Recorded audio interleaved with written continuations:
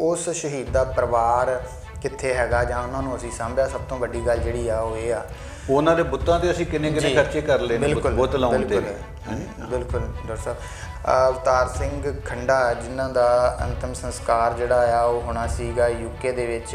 ਇੱਕ ਪੁੱਤ ਦੀ ਮੌਤ ਦੇ ਉੱਤੇ ਮਾਂ ਜੇ ਜਾਣਾ ਚਾਹੁੰਦੀ ਆ ਤਾਂ ਅਜਿਹੇ ਸਮੇਂ 'ਤੇ ਵੀ ਵੀਜ਼ਾ ਨਾ ਮਿਲਣਾ ਇੱਕ ਬੜੀ ਵੱਡੀ ਜਿਹੜੀ ਸਾਜ਼ਿਸ਼ ਵੀ ਕਹਿ ਸਕਦੇ ਹਾਂ। ਮਤਲਬ ਪਹਿਲੀ ਗੱਲ ਤਾਂ ਦੇਸ਼ 'ਚੋਂ ਚਲਾ ਗਿਆ, ਫਿਰ ਦੁਨੀਆ ਤੋਂ ਚਲਾ ਗਿਆ ਜੀ। ਤੇ ਦੁਨੀਆ ਤੋਂ ਜਾਣ ਪਿੱਛੇ ਵੀ ਜਿਸ ਤਰ੍ਹਾਂ ਦਾ ਚੱਕਰ ਵੀ ਹੁਣ ਚੱਲ ਰਿਹਾ 5-7 ਕੇਸ ਇਹੋ ਜਿਹੇ ਲਗਾਤਾਰ ਹੋ ਗਏ ਆ। ਹਾਂਜੀ। ਇਹਦਾ ਮਤਲਬ ਇਹ ਆ ਵੀ ਸਾਡੇ ਦੇਸ਼ ਦੀਆਂ ਏਜੰਸੀਆਂ ਜਾਂ ਉਹਨਾਂ ਦੇ ਭਾੜੇ ਦੇ ਬੰਦੇ ਉਹਨਾਂ ਥਾਵਾਂ 'ਤੇ ਪਹੁੰਚ ਚੁੱਕੇ ਆ ਜੀ, ਜਿੱਥੇ ਜਾ ਕੇ ਉਹਨਾਂ ਨੂੰ ਖਤਮ ਕਰਕੇ ਸਾਨੂੰ ਇਹ ਸੁਨੇਹਾ ਦੇਣਾ ਚਾਹੁੰਦੇ ਆ ਜੀ ਦੇਸ਼ ਦੇ ਲੋਕਾਂ ਨੂੰ ਵੀ ਜਿਹੜਾ ਵੀ ਹਕੂਮਤ ਦੇ ਵਿਰੁੱਧ ਬੋਲੇਗਾ, ਬੋਲਣ ਦੀ ਹਿੰਮਤ ਕਰੇਗਾ, ਉਹਦਾ ਹਸ਼ਰ ਅਸੀਂ ਦੁਨੀਆ 'ਚ ਕਿਤੇ ਜਾ ਕੇ ਵੀ ਇਸ ਤਰ੍ਹਾਂ ਕਰ ਸਕਦੇ ਹਾਂ। ਹੜ੍ਹ ਨੇ ਬਹੁਤ ਨੁਕਸਾਨ ਜਿਹੜਾ ਆ ਉਹ ਪੰਜਾਬ ਤੱਕ ਕੀਤਾ ਆ। ਤੁਸੀਂ ਖੇਤੀਬਾੜੀ ਦੇ ਮਾਹਰ ਹੋ। ਬਹੁਤ ਜ਼ਿਆਦਾ ਪਾਣੀ ਜਿਹੜਾ ਆ ਉਹ ਆ ਗਿਆ। ਕੁਛ ਜਗ੍ਹਾ ਦੇ ਉੱਤੇ ਲੋਕਾਂ ਦੀ ਮੌਤ ਵੀ ਜਿਹੜੀ ਆ ਉਹ ਹੋਈ ਆ।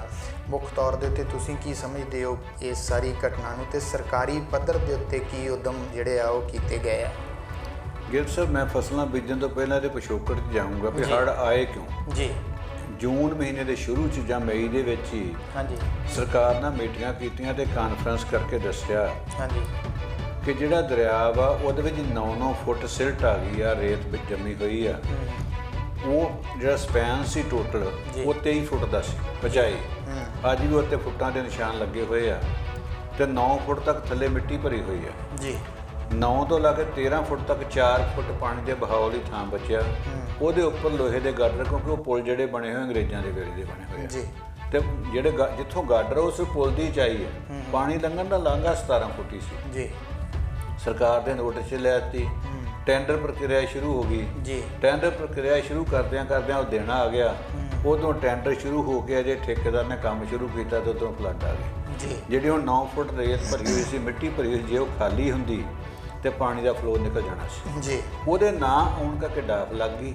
ਡਾਫ ਲੱਗਣ ਨਾਲ ਪਿਛਲੇ ਬੰਨ੍ਹ ਟੁੱਟ ਗਏ ਤੇ ਜਦੋਂ ਪਾਣੀ ਦਾ ਫਲੋ ਜ਼ਿਆਦਾ ਵਧਿਆ ਜੀ, ਉਹੀ ਰੇਤ ਤੇ ਮਿੱਟੀ ਦਰਿਆ ਨੇ ਚੁੱਕ ਕੇ ਲੋਕਾਂ ਦੇ ਖੇਤਾਂ 'ਚ ਸੁੱਟ। ਵਾਹਿਗੁਰੂ ਜੀ ਕਾ ਖਾਲਸਾ, ਵਾਹਿਗੁਰੂ ਜੀ ਕੀ ਫਤਿਹ। ਅੱਜ 31 ਜੁਲਾਈ 2023 ਤੇ ਤੁਹਾਡਾ ਸਵਾਗਤ ਹੈ ਅੱਜ ਦੇ ਬ੍ਰੇਕਫਾਸਟ ਸ਼ੋਅ ਦੇ ਵਿੱਚ। ਤੇ ਅੱਜ ਦੇ ਬ੍ਰੇਕਫਾਸਟ ਸ਼ੋਅ ਦੇ ਵਿੱਚ ਅਸੀਂ ਸਭ ਤੋਂ ਪਹਿਲਾਂ ਤੁਹਾਨੂੰ ਜਾਣੂ ਕਰਵਾਵਾਂਗੇ ਮੌਸਮ ਤੋਂ। ਸਭ ਤੋਂ ਪਹਿਲਾਂ ਤੁਹਾਨੂੰ ਮੌਸਮ ਜਿਹੜਾ ਆ ਉਹ ਵੱਖ-ਵੱਖ ਸ਼ਹਿਰਾਂ ਦਾ ਜਿਹੜਾ ਉਹ ਦੱਸਦੇ ਹਾਂ। ਯੂਕੇ ਦੇ ਲੰਡਨ ਦੀ ਗੱਲ ਕਰੀਏ ਤਾਂ ਉੱਥੋਂ ਦਾ ਵੱਧ ਤੋਂ ਵੱਧ ਟੈਂਪਰੇਚਰ ਜਿਹੜਾ ਆ ਉਹ 22 ਡਿਗਰੀ ਤੱਕ ਪਹੁੰਚੇਗਾ ਤੇ ਘੱਟ ਤੋਂ ਘੱਟ 14 ਡਿਗਰੀ ਤੇ ਬਾਰਿਸ਼ ਪੈਣ ਦੀ ਸੰਭਾਵਨਾ ਹੈ। ਉਸ ਤੋਂ ਬਾਅਦ USA ਦੇ ਨਿਊਯਾਰਕ ਦੀ ਗੱਲ ਕਰੀਏ ਤਾਂ ਉੱਥੋਂ ਦਾ ਵੱਧ ਤੋਂ ਵੱਧ ਤਾਪਮਾਨ 28 ਡਿਗਰੀ ਤੱਕ ਪਹੁੰਚੇਗਾ ਤੇ ਘੱਟ ਤੋਂ ਘੱਟ 19 ਡਿਗਰੀ ਤੱਕ ਰਹੇਗਾ ਤੇ ਉੱਥੇ ਧੁੱਪ ਨਿਕਲੇਗੀ। ਕੈਨੇਡਾ ਦੇ ਟੋਰਾਂਟੋ ਦੀ ਗੱਲ ਕਰੀਏ ਤਾਂ ਟੋਰਾਂਟੋ ਦਾ ਵੱਧ ਤੋਂ ਵੱਧ ਤਾਪਮਾਨ 22 ਡਿਗਰੀ ਤੱਕ ਪਹੁੰਚੇਗਾ ਤੇ ਘੱਟ ਤੋਂ ਘੱਟ 15 ਡਿਗਰੀ ਤੱਕ ਰਹੇਗਾ ਤੇ ਉੱਥੇ ਵੀ ਬਾਰਿਸ਼ ਪੈਣ ਦੀ ਸੰਭਾਵਨਾ ਹੈ। ਇਟਲੀ ਦੇ ਰੋਮ ਦੀ ਗੱਲ ਕਰੀਏ ਤਾਂ ਰੋਮ ਦਾ ਵੱਧ ਤੋਂ ਵੱਧ ਤਾਪਮਾਨ 34 ਡਿਗਰੀ ਤੱਕ ਪਹੁੰਚੇਗਾ ਤੇ ਘੱਟ ਤੋਂ ਘੱਟ 21 ਡਿਗਰੀ ਤੱਕ ਰਹੇਗਾ ਤੇ ਉੱਥੇ ਵੀ ਧੁੱਪ ਨਿਕਲੇਗੀ। ਅੱਗੇ ਆ ਜੀ ਆਸਟ੍ਰੇਲੀਆ ਦੇ ਸਿਡਨੀ ਦੀ ਗੱਲ ਕਰੀਏ ਤਾਂ ਸਿਡਨੀ ਦਾ ਵੱਧ ਤੋਂ ਵੱਧ ਤਾਪਮਾਨ 22 ਡਿਗਰੀ ਤੱਕ ਪਹੁੰਚੇਗਾ ਤੇ ਘੱਟ ਤੋਂ ਘੱਟ 9 ਡਿਗਰੀ ਤੱਕ ਰਹੇਗਾ ਤੇ ਉੱਥੇ ਵੀ ਧੁੱਪ ਨਿਕਲੇਗੀ।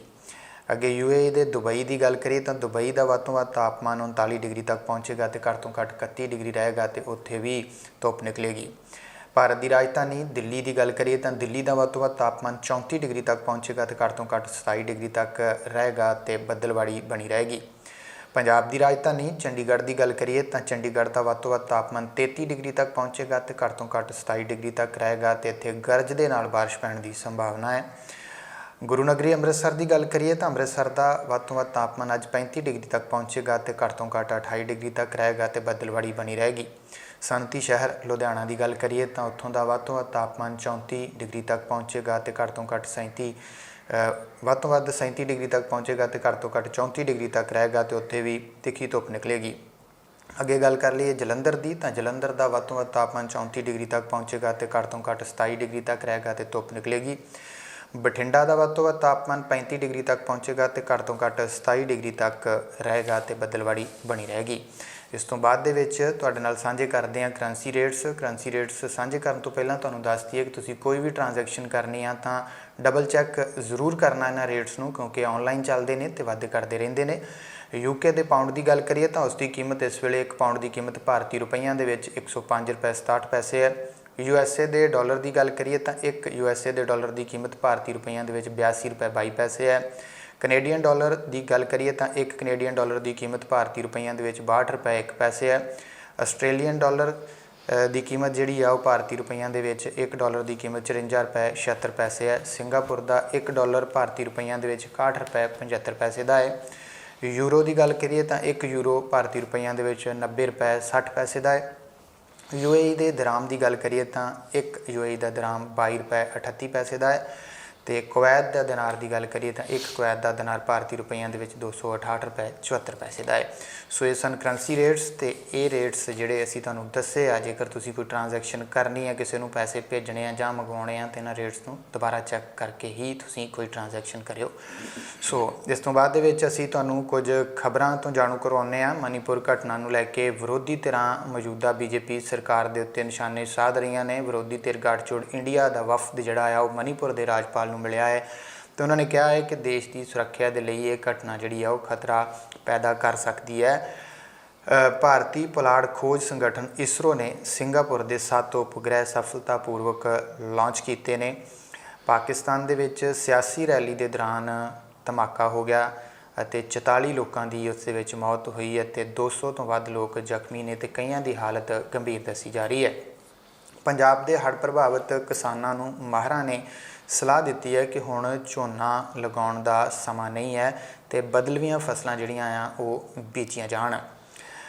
ਸ਼ਹੀਦਾਂ ਦੇ ਸਨਮਾਨ ਦੇ ਵਿੱਚ ਚਲਾਈ ਜਾਵੇਗੀ ਮਾਟੀ ਮੇਰਾ ਦੇਸ਼ ਮੁਹਿੰਮ। ਮੋਦੀ ਸਰਕਾਰ ਦੇ ਵੱਲੋਂ ਇਹ ਜਿਹੜਾ ਆ ਉਹ ਐਲਾਨ ਕੀਤਾ ਗਿਆ ਹੈ। ਮਨ ਕੀ ਬਾਤ ਪ੍ਰੋਗਰਾਮ ਦੇ ਵਿੱਚ ਜਿਹੜਾ ਆ ਉਹ ਪ੍ਰਧਾਨ ਮੰਤਰੀ ਨਰਿੰਦਰ ਮੋਦੀ ਹੋਰਾਂ ਨੇ ਇਹ ਗੱਲ ਜਿਹੜੀ ਆ ਉਹ ਕਹੀ ਆ। ਭਾਰਤ ਪਾਕਿਸਤਾਨ ਦਰਮਿਆਨ ਵਪਾਰ ਸ਼ੁਰੂ ਹੋਣ ਦੀ ਆਸ ਜਿਹੜੀ ਆ ਉਹ ਬੱਝੀ ਆ। ਸਰਹੱਦ ਦੇ ਉੱਤੇ ਕਈ ਵਿਕਾਸ ਕਾਰਜ ਜਿਹੜੇ ਆ ਉਹ ਚੱਲ ਰਹੇ ਆ ਤੇ ਇਹ ਆਸ ਹੈਗੀ ਆ ਕਿ ਜਿਹੜਾ ਲੰਮੇ ਸਮੇਂ ਤੋਂ ਭਾਰਤ ਪਾਕਿਸਤਾਨ ਦਾ ਵਪਾਰ ਜਿਹੜਾ ਆ ਉਹ ਬੰਦ ਆ ਉਹ ਜਲਦ ਹੀ ਦੁਬਾਰਾ ਜਿਹੜਾ ਆ ਉਹ ਖੁੱਲ੍ਹ ਸਕਦਾ। ਸੋ ਇਹ ਸਨ ਕੁਝ ਖਬਰਾਂ ਜਿਹੜੀਆਂ ਅਸੀਂ ਤੁਹਾਡੇ ਨਾਲ ਸਾਂਝੀਆਂ ਕੀਤੀਆਂ ਨੇ ਤੇ ਅੱਜ ਸ਼ਹੀਦ ਊਧਮ ਸਿੰਘ ਸੁਨਾਮ ਜਿਨ੍ਹਾਂ ਦਾ ਕਿ 84ਵਾਂ ਸ਼ਹੀਦੀ ਦਿਹਾੜਾ ਜਿਹੜਾ ਆ ਉਹ ਮਨਾਇਆ ਜਾ ਰਿਹਾ ਆ। ਸੋ ਉਹਨਾਂ ਦੇ ਅਸੀਂ ਸ਼ਹੀਦੀ ਨੂੰ ਪ੍ਰਣਾਮ ਕਰਦੇ ਹਾਂ ਤੇ ਇਸ ਦੇ ਉੱਤੇ ਗੱਲਬਾਤ ਵੀ ਕਰਾਂਗੇ। ਸੋ ਸਾਡੇ ਅੱਜ ਦੇ ਜਿਹੜੇ ਗੈਸਟ ਆ ਉਹਨਾਂ ਦੇ ਨਾਲ ਤੁਹਾਡੀ ਮੁਲਾਕਾਤ ਜਿਹੜੀ ਆ ਉਹ ਕਰਾਉਂਦੇ ਹਾਂ। ਸਾਡੇ ਅੱਜ ਦੇ ਗੈਸਟ ਨੇ ਡਾਕਟਰ ਗੁਰਕਪਾਲ ਸਿੰਘ ਕਾਹਲੋਂ ਜਿਹੜੇ ਕਿ ਪੰਜਾਬ ਸਰਕਾਰ ਦੇ ਸਾਬਕਾ ਗੰਨਾ ਸਲਾਹਕਾਰ ਨੇ ਤੇ ਨਾਲ ਸੋਸ਼ਲ ਐਕਟਿਵਿਸਟ ਵੀ ਨੇ ਤੇ ਵੱਖ-ਵੱਖ ਮੁੱਦਿਆਂ ਦੀ ਚੰਗੀ ਸਮਝ ਰੱਖਦੇ ਨੇ। ਉਹਨਾਂ ਨਾਲ ਫਤਿਹ ਦੀ ਸਾਂਝ ਪਾਉਂਦੇ। ਡਾਕਟਰ ਸਾਹਿਬ ਵਾਹਿਗੁਰੂ ਜੀ ਕਾ ਖਾਲਸਾ ਵਾਹਿਗੁਰੂ ਜੀ ਕੀ ਫਤਿਹ। ਡਾਕਟਰ ਸਾਹਿਬ ਸਭ ਤੋਂ ਪਹਿਲਾਂ ਤੇ ਅੱਜ ਸ਼ਹੀਦ ਊਧਮ ਸਿੰਘ ਦਾ ਜਿਹੜਾ ਆ ਉਹ 31 ਜੁਲਾਈ ਦਾ ਦਿਨ ਹੈ ਤੇ ਸ਼ਹੀਦੀ ਜਿਹੜਾ ਦਿਹਾੜਾ ਆ ਉਹ ਮਨਾਇਆ ਜਾ ਰਿਹਾ ਆ ਤੇ ਸ਼ਹੀਦ ਊਧਮ ਸਿੰਘ ਦੇ ਬਾਰੇ ਦੇ ਵਿੱਚ ਸਭ ਤੋਂ ਪਹਿਲਾਂ ਦਰਸ਼ਕਾਂ ਦੇ ਨਾਲ ਜਿਹੜੀ ਆ ਉਹ ਸਾਂਝ ਪਾਓ। ਗਿੱਲ ਸਾਹਿਬ ਅੱਜ 31 ਜੁਲਾਈ ਦਾ ਦਿਨ ਹੈ ਜੀ ਤੇ 84ਵਾਂ ਸ਼ਹੀਦੀ ਦਿਹਾੜਾ ਸ਼ਹੀਦ ਊਧਮ ਸਿੰਘ ਜੀ ਦਾ। ਜੀ ਮੈਂ ਆਪਣੀ ਕੋਈ ਵੀ ਗੱਲ ਸ਼ੁਰੂ ਕਰਨ ਤੋਂ ਪਹਿਲਾਂ ਉਹਨਾਂ ਨੂੰ ਸ਼ਰਧਾਂਜਲੀ ਭੇਟ ਕਰਦਾ, ਨਮਨ ਕਰਦਾ। ਜੀ ਇਹੋ ਜਿਹਾ ਸੂਰਬੀਰ ਯੋਧਾ ਜਿਸ ਨੇ 21 ਸਾਲ ਆਪਣੇ ਮਨ 'ਚ ਅੱਗ ਬਾਲ ਕੇ ਰੱਖੀ ਕਿ ਮੈਂ ਆਪਣੇ ਪੁਰਖਿਆਂ ਦੀ ਜੀ ਜਿਹੜੀ ਜ਼ਿਆਦਤੀ ਹੋਈ ਉਹਨਾਂ ਤੇ ਉਹਦਾ ਬਦਲਾ ਲੈਣਾ। ਬਿਲਕੁਲ। ਤੋ ਬਦਲਾ ਕੋਈ ਸੌਖੇ ਤਰੀਕੇ ਨਾਲ ਨਹੀਂ ਲਿਆ। ਵੱਖ-ਵੱਖ ਦੇਸ਼ਾਂ 'ਚ ਘੁੰਮ ਕੇ ਉਹਨਾਂ ਹਾਲਾਤਾਂ 'ਚ ਇੱਕ ਯਤੀਮ ਬੱਚਾ, ਬਿਲਕੁਲ, ਕਿਉਂਕਿ ਸ਼ਹੀਦ ਊਧਮ ਸਿੰਘ ਜੀ ਦੇ ਮਾਤਾ ਪਿਤਾ ਦੀ ਗੈਰਹਾਜ਼ਰੀ ਦੇ ਵਿੱਚ ਉਹਨਾਂ ਨੂੰ ਚੀਫ ਖਾਲਸਾ ਦੀਵਾਨ ਦਾ ਜਿਹੜਾ ਯਤੀਮਖਾਨਾ ਹੈ ਅੰਮ੍ਰਿਤਸਰ, ਉੱਥੇ ਪਾਲਣ ਪੋਸ਼ਣ ਇਹਨਾਂ ਦਾ ਹੋਇਆ ਸੀਗਾ ਤੇ ਇਹਨਾਂ ਨੇ ਬੜੀ ਛੋਟੀ ਉਮਰੇ ਜਲਿਆਂਵਾਲੇ ਬਾਗ ਦਾ ਸਾਕਾ ਆਪਣੀ ਅੱਖੀਂ ਦੇਖਿਆ ਸੀ ਜੀ। ਸੋ ਉਸ ਇਨਸਾਨ ਵਾਸਤੇ ਜਿਹਦੇ ਕੋਲ ਵਿੱਤੀ ਸਾਧਨ ਨਾ ਹੋਣ, ਜਿਹਦੇ ਕੋਲ ਬਹੁਤ ਵੱਡਾ ਸਰਕਲ ਨਾ ਹੋਵੇ, ਆਪਣੇ ਗਿਆਨ ਸਾਥੀਆਂ ਦਾ ਗਿਆਨ ਘੱਟ ਹੋਵੇ, ਫਿਰ ਵੀ ਉਹ ਆਪਣੀ ਲੜਾਈ ਲੜਦਾ ਇੰਗਲੈਂਡ ਪਹੁੰਚਿਆ ਤੇ ਇੰਗਲੈਂਡ ਜਾ ਕੇ ਉਹਨੇ ਜਨਰਲ ਐਡਵਾਇਰ ਨੂੰ ਮਾਰ ਕੇ ਤੇ ਸ਼ਰੇਆਮ ਡਿਕਲੇਅਰ ਕੀਤਾ ਕਿ ਮੈਂ ਮਾਰਿਆ, ਦੌੜਿਆ ਨਹੀਂ, ਦੱਸਿਆ। ਬਿਲਕੁਲ, ਕਿਉਂਕਿ ਉਹਦਾ ਪਰਪਸ ਇਹ ਸੀ ਮੈਂ ਦੱਸਣਾ ਵੀ ਅਣਖੀ ਕੌਮ ਆ, ਇਹਨਾਂ ਦੀਆਂ 3-3 ਪੀੜ੍ਹੀਆਂ ਵੀ ਲੰਘ ਜਾਣ ਤੇ ਆਪਣਾ ਬਦਲਾ ਲੈਣਾ ਨਹੀਂ ਛੱਡਦੇ ਤੇ ਉਹਨੇ ਪ੍ਰਤੱਖ ਕਰਕੇ ਦੱਸਿਆ। ਇਹੋ ਜਿਹੇ ਯੋਧੇ ਨੂੰ ਨਮਨ ਕਰਨਾ ਸਾਡਾ ਫਰਜ਼ ਬਣਦਾ। ਪਰ ਦੁੱਖ ਦੀ ਗੱਲ ਇਹ ਹੈ ਕਿ ਸਾਡੀਆਂ ਸਰਕਾਰਾਂ ਨੇ ਆਜ਼ਾਦੀ ਤੋਂ ਬਾਅਦ ਹੁਣ ਤੱਕ ਸਿਰਫ ਉਹਦਾ ਦਿਵਸ ਮਨਾਇਆ। ਉਸ ਦਿਨ ਇਸ਼ਤਿਹਾਰ ਦਿੱਤੇ ਨੇ ਅਖਬਾਰਾਂ ਨੂੰ, ਲੇਕਿਨ ਉਹਦੇ ਪਰਿਵਾਰ ਵੱਲ ਧਿਆਨ ਨਹੀਂ ਕੀਤਾ। ਬਿਲਕੁਲ। ਮੈਂ ਸੁਨਾਮ ਜਾ ਕੇ ਉਹਨਾਂ ਦਾ ਘਰ ਵੀ ਦੇਖ ਕੇ ਆਇਆ ਵਾਂ। ਅੱਛਾ ਜੀ। ਲੇਕਿਨ ਦੂਜੇ ਪਾਸੇ ਪਰਿਵਾਰ 'ਚ ਜੋ ਸਕੇ ਸੋਧਰੇ ਨੇ, ਉਹਨਾਂ ਦੇ ਬਚੇ ਹੋਏ ਵਾਰਸ ਜੀ, ਉਹ ਅੱਜ ਦਿਹਾੜੀਆਂ ਕਰ ਰਹੇ ਨੇ। ਕੀ ਸਾਡੀ ਕੌਮ ਐਡੀ ਕਮਜ਼ੋਰ ਹੋ ਗਈ? ਨਾ ਤੇ ਸਰਕਾਰਾਂ ਨੇ ਧਿਆਨ ਦਿੱਤਾ, ਨਾ ਸਾਡੀ ਕੌਮ ਨੇ ਦਿੱਤਾ। ਜੀ, ਅਸੀਂ ਨਿੱਕੇ ਨਿੱਕੇ ਕੰਮਾਂ ਵਾਸਤੇ ਸ਼੍ਰੋਮਣੀ ਗੁਰਦੁਆਰਾ ਪ੍ਰਬੰਧਕ ਕਮੇਟੀ 'ਚ, ਸਰਕਾਰਾਂ ਦੇ ਵਿੱਚ ਮਤਲਬ ਉਹਨਾਂ ਦੇ ਬੱਚਿਆਂ ਨੂੰ ਨੌਕਰੀਆਂ ਦਿੰਦੇ ਆ। ਬਿਲਕੁਲ। ਬੇਸ਼ੱਕ ਉਹ ਨਿੱਜੀ ਕਾਰਨਾਂ ਕਰਕੇ ਮਰੇ ਹੋਣ, ਤੇ ਜਿਹਨੇ ਕੌਮ ਲਈ ਏਡਾ ਵੱਡਾ ਕੰਮ ਕੀਤਾ ਹੋਵੇ, ਜੇ ਉਸ ਪਰਿਵਾਰ ਦੇ 2-4 ਬੱਚੇ ਅਸੀਂ ਕਿਤੇ ਐਡਜਸਟ ਕੀਤੇ ਹੁੰਦੇ ਤੇ ਅੱਜ ਸਾਡੇ ਮੱਥੇ ਤੇ ਕਲੰਕ ਨਾ ਹੁੰਦਾ। ਬਿਲਕੁਲ। ਉਹਦਾ ਸਕਾ ਭਤੀਜਾ ਜਿੱਟਾਂ ਢੋ ਕੇ ਮਜ਼ਦੂਰੀ ਕਰਕੇ ਆਪਣਾ ਗੁਜ਼ਾਰਾ ਚਲਾ ਰਿਹਾ। ਇਹ ਮੈਂ ਮਹਿਸੂਸ ਕਰਦਾ ਵੀ ਦੇਸ਼ ਵਾਸਤੇ, ਪੰਜਾਬ ਵਾਸਤੇ, ਸਾਡੀ ਸਿੱਖ ਕੌਮ ਵਾਸਤੇ ਖਾਸ ਤੌਰ ਤੇ ਜਿਹੜੇ ਦੂਜਿਆਂ ਵਾਸਤੇ ਲੰਗਰ ਲਾਉਂਦੇ ਨੇ, ਦੂਜਿਆਂ ਦੀ ਸਹਾਇਤਾ ਕਰਦੇ ਨੇ, ਉਹ ਆਪਣਾ ਇੱਕ ਸ਼ਹੀਦ ਦਾ ਪਰਿਵਾਰ ਨਹੀਂ ਸਾਂਭ ਸਕੇ। ਇਸ ਚੀਜ਼ ਦਾ ਮੈਨੂੰ ਦੁੱਖ ਹੈ। ਬਿਲਕੁਲ ਬਿਲਕੁਲ ਡਾਕਟਰ ਸਾਹਿਬ, ਜਦੋਂ ਕੋਈ ਗੱਲ ਕਰਨੀ ਹੁੰਦੀ ਆ ਜਾਂ ਕੋਈ ਇਸ ਤਰ੍ਹਾਂ ਦੀ ਗੱਲ ਕਰਦਾ ਕਿ ਦੇਖੋ ਜੀ ਅਸੀਂ ਤਾਂ ਬਦਲਾ ਜਿਹੜਾ ਇੰਨੇ ਸਾਲਾਂ ਬਾਅਦ ਵੀ ਲੈ ਲੈਂਦੇ ਹਾਂ, ਪਰ ਉਸ ਸ਼ਹੀਦ ਦਾ ਪਰਿਵਾਰ ਕਿੱਥੇ ਹੈਗਾ ਜਾਂ ਉਹਨਾਂ ਨੂੰ ਅਸੀਂ ਸਾਂਭਿਆ, ਸਭ ਤੋਂ ਵੱਡੀ ਗੱਲ ਜਿਹੜੀ ਆ ਉਹ ਇਹ ਆ। ਉਹਨਾਂ ਦੇ ਬੁੱਤਾਂ ਤੇ ਅਸੀਂ ਕਿੰਨੇ ਖਰਚੇ ਕਰ ਲਏ ਨੇ ਬੁੱਤ ਲਾਉਣ ਤੇ। ਬਿਲਕੁਲ ਡਾਕਟਰ ਸਾਹਿਬ ਇੱਕ ਖਬਰ ਹੋਰ ਜਿਹੜੀ ਆਪਾਂ ਡਿਸਕਸ ਕਰਨੀ ਆ, ਅਵਤਾਰ ਸਿੰਘ ਖੰਡਾ ਜਿਨ੍ਹਾਂ ਦਾ ਅੰਤਿਮ ਸੰਸਕਾਰ ਜਿਹੜਾ ਆ ਉਹ ਹੋਣਾ ਸੀਗਾ UK ਦੇ ਵਿੱਚ, ਪਿਛਲੇ ਦਿਨੀ ਜਿਹੜੀ ਆ ਉਹ ਉਹਨਾਂ ਦੀ ਉੱਥੇ ਡੈਥ ਹੋ ਗਈ ਹਸਪੀਟਲ ਦੇ ਵਿੱਚ। ਜਿਹੜਾ ਇਹ ਵੀ ਕਿਹਾ ਜਾਂਦਾ ਕਿ ਇੱਕ ਸਾਜ਼ਿਸ਼ ਦੇ ਤਹਿਤ ਉਹਨਾਂ ਨੂੰ ਜਿਹੜਾ ਆ ਉਹ ਮਾਰਿਆ ਗਿਆ, ਕਿਉਂਕਿ ਨੌਜਵਾਨ ਸੀਗਾ ਅਵਤਾਰ ਸਿੰਘ, ਤੇ ਉਹਨਾਂ ਦੇ ਮਾਤਾ ਜੀ ਤੇ ਉਹਨਾਂ ਦੀ ਸਿਸਟਰ ਜਿਹੜੀ ਆ ਉਹਨਾਂ ਨੂੰ UK ਦਾ ਵੀਜ਼ਾ ਜਿਹੜਾ ਉਹ ਨਹੀਂ ਦਿੱਤਾ ਗਿਆ। ਇਹ ਕੀ ਇਹਦੇ ਉੱਤੇ ਤੁਸੀਂ ਕਿਵੇਂ ਇਸ ਚੀਜ਼ ਨੂੰ ਜਿਹੜਾ ਆ ਉਹ ਦੇਖਦੇ ਹੋ ਕਿ ਇੱਕ ਪੁੱਤ ਦੀ ਮੌਤ ਦੇ ਉੱਤੇ ਮਾਂ ਜੇ ਜਾਣਾ ਚਾਹੁੰਦੀ ਆ ਤਾਂ ਅਜਿਹੇ ਸਮੇਂ 'ਤੇ ਵੀ ਵੀਜ਼ਾ ਨਾ ਮਿਲਣਾ ਇੱਕ ਬੜੀ ਵੱਡੀ ਜਿਹੜੀ ਸਾਜ਼ਿਸ਼ ਵੀ ਕਹਿ ਸਕਦੇ ਹਾਂ ਤੇ ਸ਼ਰਮਨਾਕ ਗੱਲ ਵੀ ਕਹਿ ਸਕਦੇ ਹਾਂ। ਗਿੱਲ ਸਾਹਿਬ, ਇਸ ਤਰ੍ਹਾਂ ਮੈਂ ਅਵਤਾਰ ਸਿੰਘ ਖੰਡਾ ਦੇ ਖਿਆਲਾਤਾਂ ਨਾਲ ਸਹਿਮਤ ਹੋਵਾਂ ਜਾਂ ਨਾ ਹੋਵਾਂ ਜੀ, ਲੇਕਿਨ ਮਨੁੱਖੀ ਅਧਿਕਾਰਾਂ ਦੇ ਆਧਾਰ 'ਤੇ ਮੈਂ ਗੱਲ ਕਰਦਾ ਜੀ। ਉਸ ਦੀ ਗੱਲ ਸਾਡੇ ਦੇਸ਼ ਦੇ ਹਾਕਮਾਂ ਨੂੰ ਰਾਸ ਆਉਂਦੀ ਹੋਵੇ ਨਾ ਆਉਂਦੀ ਹੋਵੇ, ਬਿਲਕੁਲ ਇੱਕ ਵੱਖਰੀ ਕਹਾਣੀ। ਜਦੋਂ ਇੱਕ ਵਿਅਕਤੀ ਜਾ ਚੁੱਕਾ ਚਲਾ ਵੀ ਗਿਆ, ਮਤਲਬ ਪਹਿਲੀ ਗੱਲ ਤਾਂ ਦੇਸ਼ 'ਚੋਂ ਚਲਾ ਗਿਆ, ਫਿਰ ਦੁਨੀਆ ਤੋਂ ਚਲਾ ਗਿਆ, ਤੇ ਦੁਨੀਆ ਤੋਂ ਜਾਣ ਪਿੱਛੇ ਵੀ ਜਿਸ ਤਰ੍ਹਾਂ ਦਾ ਚੱਕਰ ਵੀ ਹੁਣ ਚੱਲ ਰਿਹਾ, 5-7 ਕੇਸ ਇਹੋ ਜਿਹੇ ਲਗਾਤਾਰ ਹੋ ਗਏ ਆ। ਇਹਦਾ ਮਤਲਬ ਇਹ ਆ ਵੀ ਸਾਡੇ ਦੇਸ਼ ਦੀਆਂ ਏਜੰਸੀਆਂ ਜਾਂ ਉਹਨਾਂ ਦੇ ਭਾੜੇ ਦੇ ਬੰਦੇ ਉਹਨਾਂ ਥਾਵਾਂ ਤੇ ਪਹੁੰਚ ਚੁੱਕੇ ਆ ਜਿੱਥੇ ਜਾ ਕੇ ਉਹਨਾਂ ਨੂੰ ਖਤਮ ਕਰਕੇ ਸਾਨੂੰ ਇਹ ਸੁਨੇਹਾ ਦੇਣਾ ਚਾਹੁੰਦੇ ਆ ਦੇਸ਼ ਦੇ ਲੋਕਾਂ ਨੂੰ ਵੀ ਜਿਹੜਾ ਵੀ ਹਕੂਮਤ ਦੇ ਵਿਰੁੱਧ ਬੋਲੇਗਾ, ਬੋਲਣ ਦੀ ਹਿੰਮਤ ਕਰੇਗਾ, ਉਹਦਾ ਹਸ਼ਰ ਅਸੀਂ ਦੁਨੀਆ 'ਚ ਕਿਤੇ ਜਾ ਕੇ ਵੀ ਇਸ ਤਰ੍ਹਾਂ ਕਰ ਸਕਦੇ ਹਾਂ। ਕਿਉਂਕਿ ਅੱਜ ਤੋਂ ਕੁਝ ਸਾਲ ਪਹਿਲਾਂ ਇਹ ਸੋਚਿਆ ਜਾਂਦਾ ਸੀ ਠੀਕ ਹੈ ਗਰਮ ਬੋਲ ਲਵੋ, ਆਪਣੇ ਮਨ ਦੀ ਭੜਾਸ ਕੱਢ ਲਵੋ, ਆਪਾਂ ਵਿਦੇਸ਼ ਚਲ ਜਾਵਾਂਗੇ ਫਿਰ ਕੀ ਹੋਏਗਾ। ਹੁਣ ਇਹ ਪ੍ਰਭਾਵ ਦਿੱਤਾ ਜਾ ਰਿਹਾ ਵੀ ਸਾਡੇ ਹੱਥ ਏਡੇ ਲੰਮੇ ਹੋ ਗਏ ਆ ਵੀ ਅਸੀਂ ਤੂੰ ਕਿਤੇ ਵੀ ਚਲੇ ਜਾਓ ਅਸੀਂ ਨਹੀਂ ਜਾਣ ਦਿਆਂਗੇ। ਹੁਣ ਅਵਤਾਰ ਸਿੰਘ ਖੰਡਾ ਮਰ ਗਿਆ, ਉਹਦੀ ਸਰੀਰ ਦੀ ਮਿੱਟੀ ਦੇ ਮਿੱਟੀ ਹੋ ਗਈ, ਸਿਰਫ ਉਹਦੇ ਪਰਿਵਾਰ ਦੇ ਜਜ਼ਬਾਤ ਰਹਿ ਗਏ। ਬਿਲਕੁਲ। ਤੇ ਉਹ ਪਰਿਵਾਰ ਦੇ ਜੀ ਜਾ ਕੇ ਜੇ ਹੱਥੀਂ ਸੰਸਕਾਰ ਕਰਾਉਣਗੇ ਤੇ ਸਰਕਾਰ ਨੂੰ ਕੀ ਨੁਕਸਾਨ ਹੋ ਜਾਏਗਾ, ਤੇ ਜੇ ਉਹ ਨਾ ਜਾਣਗੇ ਤਾਂ ਸਰਕਾਰ ਨੂੰ ਕੀ ਵਾਧਾ ਮਿਲ ਜਾਏਗਾ। ਸਿਰਫ ਇੱਕ ਭਾਵਨਾ ਲੋਕਾਂ ਦੇ ਵਿੱਚ ਪੈਦਾ ਕੀਤੀ ਜਾ ਰਹੀ ਆ ਵੀ ਅਸੀਂ ਜਿਹੜਾ ਸਾਡੇ ਉਲਟ ਬਗਾਵਤ ਕਰਾਂਗੇ ਉਹਨਾਂ ਦੇ ਸਰੀਰ ਦੀ ਮਿੱਟੀ ਵੀ ਲੋਕਾਂ ਨੂੰ ਨਹੀਂ ਵੇਖਣ ਦੇਣੀ ਉਹਦੇ ਪਰਿਵਾਰ ਦੇ। ਜੀ ਬਿਲਕੁਲ ਬਿਲਕੁਲ ਡਾਕਟਰ ਸਾਹਿਬ ਹੜ੍ਹ ਨੇ ਬਹੁਤ ਨੁਕਸਾਨ ਜਿਹੜਾ ਆ ਉਹ ਪੰਜਾਬ ਤੱਕ ਕੀਤਾ ਆ। ਤੁਸੀਂ ਖੇਤੀਬਾੜੀ ਦੇ ਮਾਹਰ ਹੋ ਤੇ ਜਿੱਥੇ ਘਰਾਂ ਨੂੰ ਨੁਕਸਾਨ ਪਹੁੰਚਿਆ ਆ, ਬੰਨ੍ਹ ਜਿਹੜੇ ਆ ਉਹ ਟੁੱਟ ਗਏ, ਬਹੁਤ ਜ਼ਿਆਦਾ ਪਾਣੀ ਜਿਹੜਾ ਆ ਉਹ ਆ ਗਿਆ, ਕੁਛ ਜਗ੍ਹਾ ਦੇ ਉੱਤੇ ਲੋਕਾਂ ਦੀ ਮੌਤ ਵੀ ਜਿਹੜੀ ਆ ਉਹ ਹੋਈ ਆ। ਤੇ ਖਾਸ ਤੌਰ 'ਤੇ ਗੱਲ ਕਰੀਏ ਫਸਲਾਂ ਜਿਹੜੀਆਂ ਬੜੇ ਜ਼ੋਰ ਦੇ ਨਾਲ ਜਿਹੜਾ ਆ ਉਹ ਝੋਨਾ ਲਗਾਇਆ ਜਾ ਰਿਹਾ ਸੀ ਕਿਉਂਕਿ ਸੀਜ਼ਨ ਝੋਨੇ ਦਾ ਸੀਗਾ, ਚੱਲ ਰਿਹਾ ਸੀਗਾ, ਤੇ ਬਹੁਤ ਸਾਰੀ ਮਿੱਟੀ ਰੇਤ ਜਿਹੜੀ ਉਹ ਖੇਤਾਂ 'ਚ ਖਿਲਰ ਗਈ। ਝੋਨੇ ਦੀ ਜਿਹੜੀ ਫਸਲ ਆ ਉਹ ਤਬਾਹ ਹੋ ਚੁੱਕੀ ਆ ਤੇ ਅਗਾਂਹ ਵੀ ਅਜੇ ਬੜੀ ਮੁਸ਼ਕਿਲ ਆ ਕਿ ਕੀ ਬੀਜਿਆ ਜਾਵੇ ਕਿਵੇਂ। ਤੇ ਮਾਹਰਾਂ ਨੇ ਸਲਾਹ ਦਿੱਤੀ ਆ ਕਿ ਹੁਣ ਝੋਨੇ ਤੋਂ ਇਲਾਵਾ ਹੋਰ ਬਦਲਵੀਂ ਫਸਲ ਕੋਈ ਬੀਜੀ ਜਾਵੇ। ਤੇ ਮੁੱਖ ਤੌਰ ਦੇ ਉੱਤੇ ਤੁਸੀਂ ਕੀ ਸਮਝਦੇ ਹੋ ਇਸ ਸਾਰੀ ਘਟਨਾ ਨੂੰ, ਤੇ ਸਰਕਾਰੀ ਪੱਧਰ ਦੇ ਉੱਤੇ ਕੀ ਉਦਮ ਜਿਹੜੇ ਆ ਉਹ ਕੀਤੇ ਗਏ ਆ? ਗਿੱਲ ਸਾਹਿਬ, ਮੈਂ ਫਸਲਾਂ ਬੀਜਣ ਤੋਂ ਪਹਿਲਾਂ ਇਹਦੇ ਪਿਛੋਕੜ 'ਚ ਜਾਊਂਗਾ ਵੀ ਹੜ੍ਹ ਆਏ ਕਿਉਂ। ਸੰਤ ਸੀਚੇਵਾਲ ਨੇ ਜੂਨ ਮਹੀਨੇ ਦੇ ਸ਼ੁਰੂ 'ਚ ਜਾਂ ਮਈ ਦੇ ਵਿੱਚ ਹੀ ਸਰਕਾਰ ਨਾਲ ਮੀਟਿੰਗਾਂ ਕੀਤੀਆਂ ਤੇ ਕਾਨਫਰੰਸ ਕਰਕੇ ਦੱਸਿਆ ਕਿ ਜਿਹੜਾ ਦਰਿਆ ਵਾ ਉਹਦੇ ਵਿੱਚ 9-9 ਫੁੱਟ ਸਿਲਟ ਆ ਗਈ ਆ, ਰੇਤ ਜੰਮੀ ਹੋਈ ਆ। ਉਹ ਜਿਹੜਾ ਸਪੈਨ ਸੀ ਟੋਟਲ ਉਹ 23 ਫੁੱਟ ਦਾ ਸੀ ਉਚਾਈ।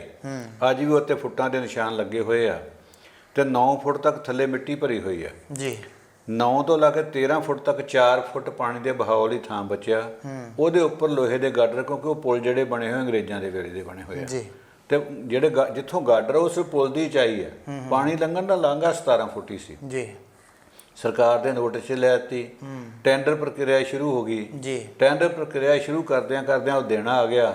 ਉਦੋਂ ਟੈਂਡਰ ਸ਼ੁਰੂ ਹੋ ਕੇ ਅਜੇ ਠੇਕੇਦਾਰ ਨੇ ਕੰਮ ਸ਼ੁਰੂ ਕੀਤਾ ਤੇ ਉਦੋਂ ਫਲੱਡ ਆ ਗਏ ਜੀ। ਜਿਹੜੀ ਹੁਣ 9 ਫੁੱਟ ਰੇਤ ਭਰੀ ਹੋਈ ਸੀ, ਮਿੱਟੀ ਭਰੀ ਹੋਈ, ਜੇ ਉਹ ਖਾਲੀ ਹੁੰਦੀ ਤੇ ਪਾਣੀ ਦਾ ਫਲੋ ਨਿਕਲ ਜਾਣਾ ਸੀ ਜੀ। ਉਹਦੇ ਨਾਂ ਆਉਣ ਕਰਕੇ ਡਾਫ ਲੱਗ ਗਈ। ਡਾਫ ਲੱਗਣ ਨਾਲ ਪਿਛਲੇ ਬੰਨ੍ਹ ਟੁੱਟ ਗਏ ਤੇ ਜਦੋਂ ਪਾਣੀ ਦਾ ਫਲੋ ਜ਼ਿਆਦਾ ਵਧਿਆ ਜੀ, ਉਹੀ ਰੇਤ ਤੇ ਮਿੱਟੀ ਦਰਿਆ ਨੇ ਚੁੱਕ ਕੇ ਲੋਕਾਂ ਦੇ ਖੇਤਾਂ 'ਚ ਸੁੱਟਤੀ। ਕਿਤੇ ਬਾਹਰੋਂ ਲਿਆਉਣ ਦੀ ਲੋੜ ਨਹੀਂ ਪਈ, ਇਹ ਪਹਾੜਾਂ ਤੋਂ ਨਹੀਂ ਆਈ। ਬਿਲਕੁਲ ਸਿੱਧੀ ਜੀ ਗੱਲ ਹੈ ਵੀ ਸਾਡੀਆਂ ਸਰਕਾਰਾਂ ਦੀ ਅਣਗਹਿਲੀ, ਜਿਨ੍ਹਾਂ ਨੇ ਪਾਣੀ ਦੇ ਬਹਾਓ ਨੂੰ ਬਚਾਉਣਾ ਸੀ, ਉਹ ਲਈ ਰਾਹ ਬਣਾਉਣਾ ਸੀ, ਉਹ ਨਹੀਂ ਬਣਾ ਸਕੇ। ਦੂਸਰੀ ਗਲਤੀ ਸਾਡੇ ਪੰਜਾਬ ਦੇ ਆਪਣੇ ਲੋਕਾਂ ਦੀ ਜੀ। ਜਿੰਨੀਆਂ ਡਰੇਨਸ ਨੇ, ਜਿੰਨੇ ਛੱਪੜ ਨੇ, ਜਿੰਨੇ ਪਾਣੀ ਦੇ ਬਹਾਓ ਵਾਲੇ ਥਾਂ ਸੀ, ਇਹਨਾਂ ਪੂਰ ਕੇ ਕੰਪਿਊਟਰ ਕਰਾ ਕਰਕੇ ਇਹ ਸਾਬਤ ਕਰਦਾ ਵੀ ਅਸੀਂ ਪੈੜੀ ਪੱਧਰੀ ਕਰ ਲਈ ਹੈ। ਕਈਆਂ ਨੇ ਦੇ ਸਾਹਮਣੇ ਕੋਠੀਆਂ ਬਣਾ ਲਈਆਂ ਤੇ ਕੁਦਰਤ ਨੇ ਆਪਣਾ ਕੰਮ ਕਰਨਾ ਸੀ। ਜਦੋਂ ਪਾਣੀ ਆਇਆ ਉਹਦਾ ਬਹਾਓ ਬਣਿਆ ਜੀ ਜੀ, ਕਿਉਂਕਿ ਹੋ ਸਕਦਾ ਪੰਜਾਬ ਦੇ ਲੋਕ ਬੜੇ ਕਰ ਲਾਉਂਦੇ ਸੀ ਪਾਣੀ ਘਾਟਿਆ ਉਹਨੇ ਕਹਲੋ ਮੈਂ ਪੂਰਾ ਕਰ ਦਿਆਂ, ਪਰ ਪੂਰਾ ਕਰਨ ਲਈ ਗਾੜੀ ਸਾਂਭਿਆ ਨਹੀਂ ਗਿਆ। ਪੁਰਾਣੇ ਸਮੇਂ 'ਚ ਕੀ ਹੁੰਦਾ ਸੀ, ਕੁਛ ਪਾਣੀ ਜਿਹੜੇ ਨਾਲੇ ਸੀ ਉਹਨਾਂ 'ਚ ਆ ਜਾਂਦਾ ਸੀਗਾ, ਡਰੇਨਾਂ 'ਚ ਆ ਜਾਂਦਾ ਸੀਗਾ, ਛੱਪੜਾਂ 'ਚ ਆ ਜਾਂਦਾ ਸੀਗਾ ਤੇ ਫਿਰ ਬਾਕੀ ਪਾਣੀ ਅੱਗੇ ਤੁਰਦਾ ਸੀ। ਹੁਣ ਤੇ ਉਹ ਚੀਜ਼ਾਂ ਰਹੀਆਂ ਹੀ ਨਹੀਂ, ਜਿੰਨਾ ਵੀ ਪਾਣੀ ਆਇਆ ਉਹ ਸਿੱਧਾ ਤੁਰਿਆ ਹੀ ਗਿਆ। ਬਿਲਕੁਲ ਤੇ ਜਿੱਥੇ ਉਹਦਾ ਜ਼ੋਰ ਪਿਆ ਉਹਨੇ ਬੰਨ੍ਹ ਤੋੜਤੇ। ਲੇਕਿਨ ਇੱਕ ਤੇ ਅਣਗਹਿਲੀ ਸਰਕਾਰ ਦੇ ਵੀ ਅਗਾਊਂ ਪ੍ਰਬੰਧ ਨਹੀਂ ਕੀਤੇ ਜੀ। ਇਹਨਾਂ ਡਰੇਨਾਂ ਦੀ ਸਫਾਈ ਦਾ ਕੰਮ ਹੈ, ਮਾਰਚ ਤੋਂ ਲੈ ਕੇ ਅਪ੍ਰੈਲ ਮਈ ਤੱਕ ਪੂਰਾ ਹੋਣਾ ਚਾਹੀਦਾ ਸੀ। ਉਹਦੇ ਲਈ ਕੋਈ ਫੰਡ ਨਹੀਂ ਰੱਖੇ, ਉਹਦੇ ਲਈ ਕੋਈ ਸਿਸਟਮ ਨਹੀਂ ਬਣਾਇਆ। ਹੁਣ ਵੀ ਹੌਚ ਪਹੁੰਚ ਆ। ਪਹਿਲਾਂ ਠੇਕੇਦਾਰਾਂ ਨੂੰ ਟੈਂਡਰ ਦੇ ਦਿੱਤੇ, ਮਹੀਨਾ ਇਸ ਕੰਮ ਲਈ ਨਿਗਾਹ ਲਿਆ ਤੇ ਹੁਣ ਆਪ ਮਸ਼ੀਨਾਂ ਮੰਗਾ ਲਈਆਂ। ਤੇ ਜੇ ਇਹੋ ਮਸ਼ੀਨਾਂ 2 ਮਹੀਨੇ ਪਹਿਲਾਂ ਮੰਗਾ ਲੈਂਦੇ ਫਿਰ ਫੈਸਲਾ ਉਦੋਂ ਕਰ ਲੈਂਦੇ। ਇਹ ਲੰਬਾ ਸਰਕਾਰ ਦੀ ਕੀਤੀ ਕੀ ਰਹਿੰਦੀ ਹੈ। ਤੇ ਹੁਣ ਉਹੀ ਸਰਕਾਰ ਦਾਅਵਾ ਕਰ ਰਹੀ ਹੈ ਵੀ ਜਿਹੜੇ ਠੇਕੇਦਾਰ ਨੇ ਕੰਮ ਕਰਨਾ ਸੀ ਉਹਦੇ ਅਸੀਂ 33% ਪੈਸਿਆਂ 'ਚ ਕਰਾ ਲੈਣਾ, ਤੀਜੇ ਹਿੱਸੇ ਖਰਚੇ ਨਾਲ ਕਰ ਲੈਣਾ। ਇਹ ਮਸ਼ੀਨਾਂ ਖਰੀਦ ਕੇ 4 ਖਰੀਦੀਆਂ ਨੇ, ਹੋਰ ਵੀ ਖਰੀਦਾਂਗੇ ਜੀ। ਸੋ ਇਹ ਸਰਕਾਰ ਦੀ ਨੀਤੀ ਨੂੰ ਕੋਈ ਚੀਜ਼ਾਂ ਸਾਹਮਣੇ ਲਿਆਉਂਦੀਆਂ। ਦੂਸਰੀ ਗੱਲ ਹੈ ਜਦੋਂ ਹੜ੍ਹ ਆ ਗਏ, ਲੋਕ ਡੁੱਬ ਗਏ ਜੀ, ਉੱਥੇ ਸਰਕਾਰ ਨਾਕਾਮ ਰਹੀ ਹੈ। ਦੇਖੋ ਮੈਂ ਕਿਸੇ ਦੀ ਨਿੰਦਿਆ ਨਹੀਂ ਕਰਦਾ, ਮੇਰਾ ਕਿਸੇ ਪੋਲੀਟੀਕਲ ਪਾਰਟੀ ਨਾਲ ਸੰਬੰਧ ਨਹੀਂ। ਇੱਕ ਮੁੱਖ ਮੰਤਰੀ ਚੰਡੀਗੜ੍ਹ 'ਚ ਬੈਠ ਕੇ ਜ਼ਿਆਦਾ ਵਧੀਆ ਤਰੀਕੇ ਨਾਲ ਪ੍ਰਬੰਧ ਚਲਾ ਸਕਦਾ ਜੀ ਕਿ ਹੜ੍ਹ ਵਾਲੇ ਪਾਣੀ 'ਚ ਗੋਡੇ ਗੋਡੇ ਆ ਕੇ ਫੋਟੋ ਖਿਚਾ ਕੇ ਤੇ ਫਿਰ ਵਧੀਆ ਪ੍ਰਬੰਧ ਕਰ ਸਕਦਾ। ਸਾਰੇ ਮੰਤਰੀਆਂ ਨੇ ਇਹੋ ਕੰਮ ਕੀਤਾ, ਮੁੱਖ ਮੰਤਰੀ ਨੇ ਇਹ ਕੰਮ ਕੀਤਾ। ਲੋੜ ਤੇ ਪ੍ਰਬੰਧ ਕਰਨ ਦੀ ਸੀ, ਇਹ ਵਿਖਾਵਾ ਕਰਨ ਦੀ ਨਹੀਂ ਸੀ ਜੀ। ਹਾਂਜੀ, ਕਿਉਂਕਿ ਉਹ ਪੋਲੀਟੀਕਲ ਪਾਰਟੀਆਂ ਦੀ ਰੀਸੇ ਵੀ ਜੈ ਇੰਦਰ ਕੌਰ ਪਾਣੀ 'ਚ ਵੜ ਗਈ ਤੇ ਇਹਨਾਂ ਆਖਿਆ ਜੇ ਸਾਡਾ ਵੜਨਾ ਬੜਾ ਜ਼ਰੂਰੀ ਹੈ। ਬਿਲਕੁਲ। ਜਾਂ ਤੇ ਸਰਦਾਰ ਪ੍ਰਤਾਪ ਸਿੰਘ ਕੈਰੋਂ ਦੀ ਭਾਵਨਾ ਨਾਲ ਵੜਦੇ। ਹਾਂਜੀ, ਸਰਦਾਰ ਪ੍ਰਤਾਪ ਸਿੰਘ ਕੈਰੋਂ ਨੇ ਜਿਹੜੇ 55 ਦੇ ਹੜ੍ਹ ਆਏ ਸੀਗੇ ਉਹ 'ਚ ਦੁਨੀਆ ਰੁੜੀ ਤੇ ਗੁਰਦਾਸਪੁਰ ਜ਼ਿਲ੍ਹੇ ਦੇ ਕਾਨੂੰਨ ਸ਼ੰਭ ਬੇਟ ਦੇ ਵਿੱਚ ਆਇਆ ਜੀ। ਤੇ ਲੋਕਾਂ ਨੇ ਇੱਕ ਸਿੰਪਲ ਕੰਮ ਕੀਤਾ ਵੀ ਉਹਨੂੰ ਅਹਿਸਾਸ ਕਰਾਉਣ ਲਈ ਉਹਨੂੰ ਕਾਈ ਦਾ ਬੂਟਾ ਪੇਸ਼ ਕਰਤਾ ਵੀ ਸਾਡੀ ਫਸਲ ਹੈ ਨਹੀਂ ਇੱਥੇ ਕੋਈ, ਇਹੋ ਹੀ ਫੁੱਲ ਨੇ, ਇਹੋ ਹੀ ਗੁਲਾਬ ਹੈ ਸਾਡੇ ਜੀ। ਤੇ ਉਹ ਕੈਰੋਂ ਨੇ ਕਿਹਾ ਕਿ ਕਾਈ ਕਮਾਦ ਬਣੇਗੀ ਤੇ ਵਿਸਾਖੀ ਤੱਕ 28 ਕਿਲੋਮੀਟਰ ਲੰਮੀ ਧੁੱਸੀ ਵੱਜੀ ਹੋਊਗੀ ਜੀ। ਤੇ ਬੰਨ ਕੇ ਉਹ ਲੰਘ ਕੇ ਚੱਲ ਗਿਆ 28 ਵਿਸਾਖੀ ਵਾਲੇ ਦਿਨ ਉੱਪਰ ਦੌਰਾ ਕਰ ਗਿਆ ਸੀ। ਇਹ ਸਪਿਰਿਟ ਨਾਲ ਕੰਮ ਕੀਤਾ ਜਾਵੇ ਜੇ ਐਂ ਡੁੱਬ ਗਿਆ। ਚਲੋ ਪਿਛਲੀਆਂ ਸਰਕਾਰਾਂ ਨਕਮੀਆਂ ਸਹੀ, ਹੁਣ ਹੀ ਭਗਵੰਤ ਮਾਨ ਜੀ ਨੂੰ ਮੇਰੀ ਬੇਨਤੀ ਵੀ ਇਹ ਸਪਿਰਿਟ ਨਾਲ ਕੰਮ ਕਰੋ। ਆਉਂਦਿਆਂ ਜੂਨ ਤੱਕ ਤੁਹਾਡੇ ਸਾਰੇ ਜਿਹੜੇ ਜਿੱਥੇ ਕਿਤੇ ਸਿਲਟ ਜੰਮੀਆਂ, ਮਿੱਟੀ ਜੰਮੀਆਂ, ਡਰੇਨਾਂ ਨੇ, ਲੋਕਾਂ ਕੋਲ ਕਬਜ਼ੇ ਛਡਾਓ, ਛਡਾ ਕੇ ਰਾਹ ਬਣਾਓ ਪਾਣੀ ਦਾ। ਕਿਉਂਕਿ ਜਦੋਂ ਵੇਖੋ ਸਾਡੇ ਪੰਜਾਬ ਦੇ ਪਾਣੀ ਇੰਨਾ ਨਹੀਂ ਹੈ ਜਿਹੜਾ ਆ ਰਿਹਾ, ਸਾਡੇ ਤੇ ਅਸਰ ਪੈਂਦਾ ਵਾ ਹਿਮਾਚਲ ਦੇ ਪਾਣੀ ਦਾ ਜੀ। ਕਿਉਂਕਿ ਕੈਚਮੈਂਟ ਏਰੀਆ ਬਿਆਸ ਦਾ ਵੀ ਉੱਥੇ ਆ, ਸਤਲੁਜ ਦਾ ਸਭ ਤੋਂ ਜ਼ਿਆਦਾ ਵਾ, ਰਾਵੀ ਦਾ ਘੱਟ ਆ। ਸਤਲੁਜ ਨੇ ਤਾਂ ਤਬਾਹੀ ਜ਼ਿਆਦਾ ਕੀਤੀ ਆ, ਘੱਗਰ ਦਾ ਪਾਣੀ ਵੀ ਉੱਥੋਂ ਆ ਰਿਹਾ, ਉਹਦਾ ਕੈਚਮੈਂਟ ਏਰੀਆ ਵੀ ਉੱਥੇ ਆ। ਸੋ ਉਹ ਚੀਜ਼ਾਂ ਨੂੰ ਪ੍ਰਬੰਧ ਹੁਣ ਕਰਨ ਦੀ ਲੋੜ ਆ। ਇੱਕ ਮੇਰੇ ਨਾਲ ਗੱਲ ਹੋਰ ਜੋੜਦਾ ਜੀ। ਘੱਗਰ ਦਰਿਆ ਜਿਸ ਏਰੀਏ 'ਚ ਵਸਦਾ ਉੱਥੇ ਕੈਪਟਨ ਅਮਰਿੰਦਰ ਸਿੰਘ ਦੇ ਪਰਿਵਾਰ ਨੇ ਸਦੀਆਂ ਤੱਕ ਰਾਜ ਕੀਤਾ ਜੀ। ਤੇ ਇਲਾਜ ਕੀ ਕੀਤਾ, ਜਦੋਂ ਘੱਗਰ ਚੜਿਆ ਉਹ ਮਤਲਬ ਅਨਪੜ੍ਹਾਂ ਵਾਲੀ ਕਹਾਣੀ ਕਿ ਉੱਥੇ ਇੱਕ ਨੱਥ ਚੜਾਉਣੀ ਤੇ ਇੱਕ ਚੂੜਾ ਚੜਾਉਣਾ। ਲੋੜ ਤੇ ਤੁਸੀਂ ਬੰਨਣ ਦੀ ਸੀ, ਬਿਲਕੁਲ ਲੋੜ ਉੱਥੇ ਸਪਰ ਬੰਨਣ ਦੀ ਸੀ, ਸਟੱਡ ਬੰਨਣ ਦੀ ਸੀ, ਉਹ ਤੇ ਕੀਤੇ ਨਹੀਂ। ਤੇ ਮਗਰੋਂ ਕਿਸੇ ਪੰਡਤ ਨੇ ਕਿਹਾ ਜੀ ਇਲਾਜ ਕਰੋ ਤੇ ਉਹ ਕਰ ਆਏ। ਇਹ ਲੋਕਾਂ ਦੇ ਜਜ਼ਬਾਤਾਂ ਨਾਲ ਖੇਡਣ ਵਾਲੀ ਗੱਲ ਆ। ਜੋ ਹਾਲਾਤ ਲੋਕਾਂ ਦੇ ਉੱਥੇ ਹੋਏ ਆ, ਜੇ ਪੰਜਾਬ ਦੇ ਲੋਕ ਉਹਨਾਂ ਦੇ ਸਹਾਈ ਨਾ ਹੁੰਦੇ, ਗੁਰਦਾਸਪੁਰ ਤੋਂ ਸੁੱਕੀ ਮਿੱਟੀ ਦੀਆਂ ਟਰਾਲੀਆਂ ਉੱਥੇ ਪਹੁੰਚੀਆਂ ਨੇ ਕਾਫਲਿਆਂ ਦੇ ਰੂਪ 'ਚ, ਅੰਮ੍ਰਿਤਸਰ ਤੋਂ ਗਈਆਂ ਨੇ, ਹਰਾ ਚਾਰਾ ਗਿਆ ਵਾ, ਦਾਣੇ ਗਏ ਆ, ਤੇ ਗਾੜੀ ਉੱਥੇ ਲੋਕਾਂ ਦੀ ਸਪੇਟ ਇਹ ਸੀ ਵੀ ਜਿਹੜੇ ਖੁਦ ਡੁੱਬੇ ਹੋਏ ਆ ਉਹ ਜ਼ਿਆਦਾ ਡੁੱਬਿਆ ਹੁਣ ਜਗ ਰਾਸ਼ਨ ਵੰਡਣ ਦੇ। ਬਿਲਕੁਲ, ਇਹ ਪੰਜਾਬ ਦੇ ਭਾਈਚਾਰੇ ਦੀ ਸਪਿਰਿਟ ਆ। ਪੰਜਾਬ ਨੇ ਪੰਜਾਬ ਨੂੰ ਬਚਾਇਆ ਵਾ। ਇਹ 'ਚ ਸਰਕਾਰਾਂ ਹੁਣ ਵੀ ਕੁਝ ਨਹੀਂ ਕਰ ਸਕੀਆਂ ਸਿਵਾਏ ਕ੍ਰੈਡਿਟ ਤੋਂ। ਬਿਲਕੁਲ, ਬਹੁਤ ਥਾਈਂ ਤੁਸੀਂ ਦੇਖਿਆ, ਤੁਸੀਂ ਕਵਰ ਕਰਨ ਵੀ ਗਏ ਹੋ, ਮੈਂ ਤੁਹਾਡੀਆਂ ਤਸਵੀਰਾਂ ਦੇਖੀਆਂ ਸੀਗੀਆਂ, ਤੇ ਉਹਦੇ ਵਿੱਚ ਕੀ ਕਰ ਰਿਹਾ ਵੀ ਜਿਹੜੇ ਲੋਕ ਰਾਸ਼ਨ ਲੈ ਕੇ ਜਾ ਰਹੇ ਆ ਉਹਨਾਂ ਨੂੰ ਪੁਲਿਸ ਰੋਕ ਕੇ ਰਹੀ ਇੱਥੇ ਜਮ੍ਹਾਂ ਕਰਾਓ, ਕਿਉਂਕਿ ਸਰਕਾਰ ਦਾ ਫੋਟੋ ਲਾਉਣੀ ਹੈ ਉੱਤੇ ਵੀ ਸਰਕਾਰ ਦੇ ਰਹੀ ਹੈ। ਬਿਲਕੁਲ, ਹਾਂਜੀ। ਫਿਰ ਇਹੋ ਜਿਹੇ ਹਾਸੋਹੀਣੇ ਕੰਮ ਨਹੀਂ ਕਰਨੇ ਚਾਹੀਦੇ, ਪ੍ਰੈਕਟੀਕਲ ਕੰਮ ਕਰਨੇ ਚਾਹੀਦੇ ਆ ਜੀ। ਬਿਲਕੁਲ ਡਾਕਟਰ ਸਾਹਿਬ। ਅੱਛਾ, ਆਪ ਜੀ ਨੇ ਫਸਲਾਂ ਬਾਰੇ ਸਵਾਲ ਪੁੱਛਿਆ ਸੀ, ਉਹਦੇ ਮੈਂ ਦੱਸਣਾ ਚਾਹੁੰਦਾ ਹਾਂਜੀ ਕਿ ਲੋਕ ਠੀਕ ਹੈ ਪਛੇਤੀ ਕਿਸਮ ਦਾ ਝੋਨਾ ਲਾ ਰਹੇ ਆ, ਨਹੀਂ ਲਾਉਣਾ ਚਾਹੀਦਾ, ਬਾਸਮਤੀ ਲਾਓ, ਅਜੇ ਸਮਾਂ ਹੈਗਾ, ਫਿਰ ਵੀ ਕੁਛ ਨਾ ਕੁਛ ਝਾੜ ਦੇ ਜਾਏਗੀ ਜੀ। ਹੁਣ ਕੱਲ ਕਿਸੇ ਵਿਗਿਆਨੀ ਨੇ ਕਹਿਤਾ ਕਿ ਤੁਸੀਂ ਉੱਥੇ ਮਤਲਬ ਮੱਕੀ ਬੀਜ ਲਓ ਜੀ। ਪਤਾ ਨਹੀਂ ਕਿਹੜੇ ਵਿਗਿਆਨੀ ਨੇ ਕਿਹੜੇ ਤਰੀਕੇ ਨਾਲ ਗੱਲ ਕਰ ਰਹੇ ਆ। ਹੁਣ ਤੱਕ ਅਗਸਤ ਦੇ ਵਿੱਚ ਸਮਾਂ ਵਾ ਤੋਰੀਆ ਬੀਜਣ ਦਾ। ਜੀ ਜੀ ਜੀ, ਮੱਕੀ ਤਾਂ ਪੱਕੀ ਹੋਈ ਹੁਣ ਤੱਕ, ਪੱਕੀ ਹੋਈ ਹੈ, ਠੀਕ ਹੈ। ਇਹੋ ਜਿਹੇ ਸੁਝਾਅ ਵੀ ਜਿਹੜੇ ਲੋਕਾਂ ਨੂੰ ਨੁਕਸਾਨ ਪਹੁੰਚਾਉਂਦੇ ਆ।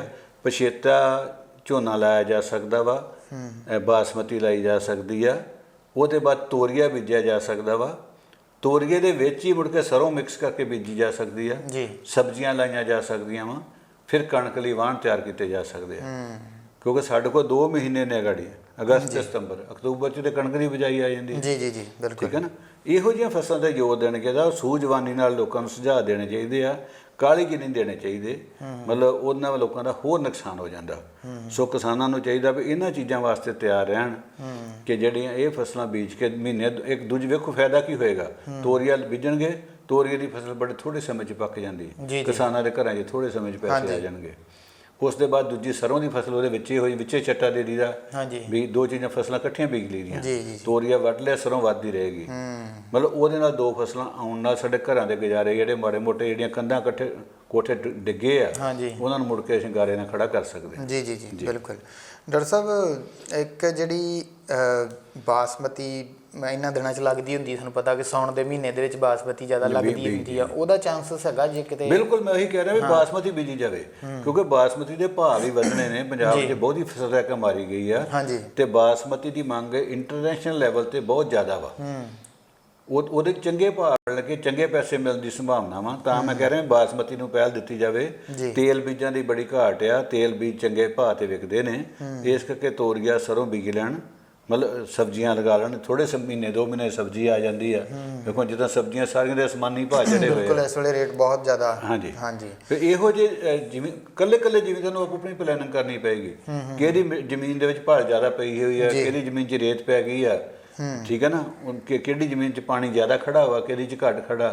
ਕੱਲੇ ਕਿਸਾਨ ਵਾਈਜ਼ ਇਹ ਪਲੈਨਿੰਗ ਹੋਏਗੀ, ਨਾ ਕਿ ਸਮੁੱਚੇ ਤੌਰ ਤੇ ਇਲਾਕੇ ਵਾਸਤੇ। ਬਿਲਕੁਲ ਡਾਕਟਰ ਸਾਹਿਬ, ਤੁਸੀਂ ਭਲ ਦੀ ਗੱਲ ਕੀਤੀ ਹੈ। ਮੈਂ ਜਦੋਂ ਫਿਰੋਜ਼ਪੁਰ ਏਰੀਆ ਦੇ ਵਿੱਚ ਵੀ ਗਿਆ ਵਾਂ, ਉੱਥੇ ਬੜੇ ਕਿਸਾਨ ਚਿੰਤਤ ਇਸ ਚੀਜ਼ ਨੂੰ ਲੈ ਕੇ। ਉਹ ਕਹਿੰਦੇ ਅਜੇ ਤੇ ਸਾਨੂੰ ਬੜਾ ਟਾਈਮ ਲੱਗ ਜਾਣਾ, ਇਹਨੂੰ ਬਰਾਬਰ ਕਰਦੇ ਆਂ ਸਾਰਾ, ਜਿਹੜੀ ਭਲ ਜਿਹੜੀ ਆ ਉਹ ਚੜ ਗਈ ਆ। ਤੇ ਉੱਥੇ ਕੀ ਬੀਜਿਆ ਜਾ ਸਕਦਾ ਜੇ ਹੁਣ ਮਤਲਬ ਥੋੜਾ ਬਹੁਤਾ ਕਰਕੇ ਉਹ?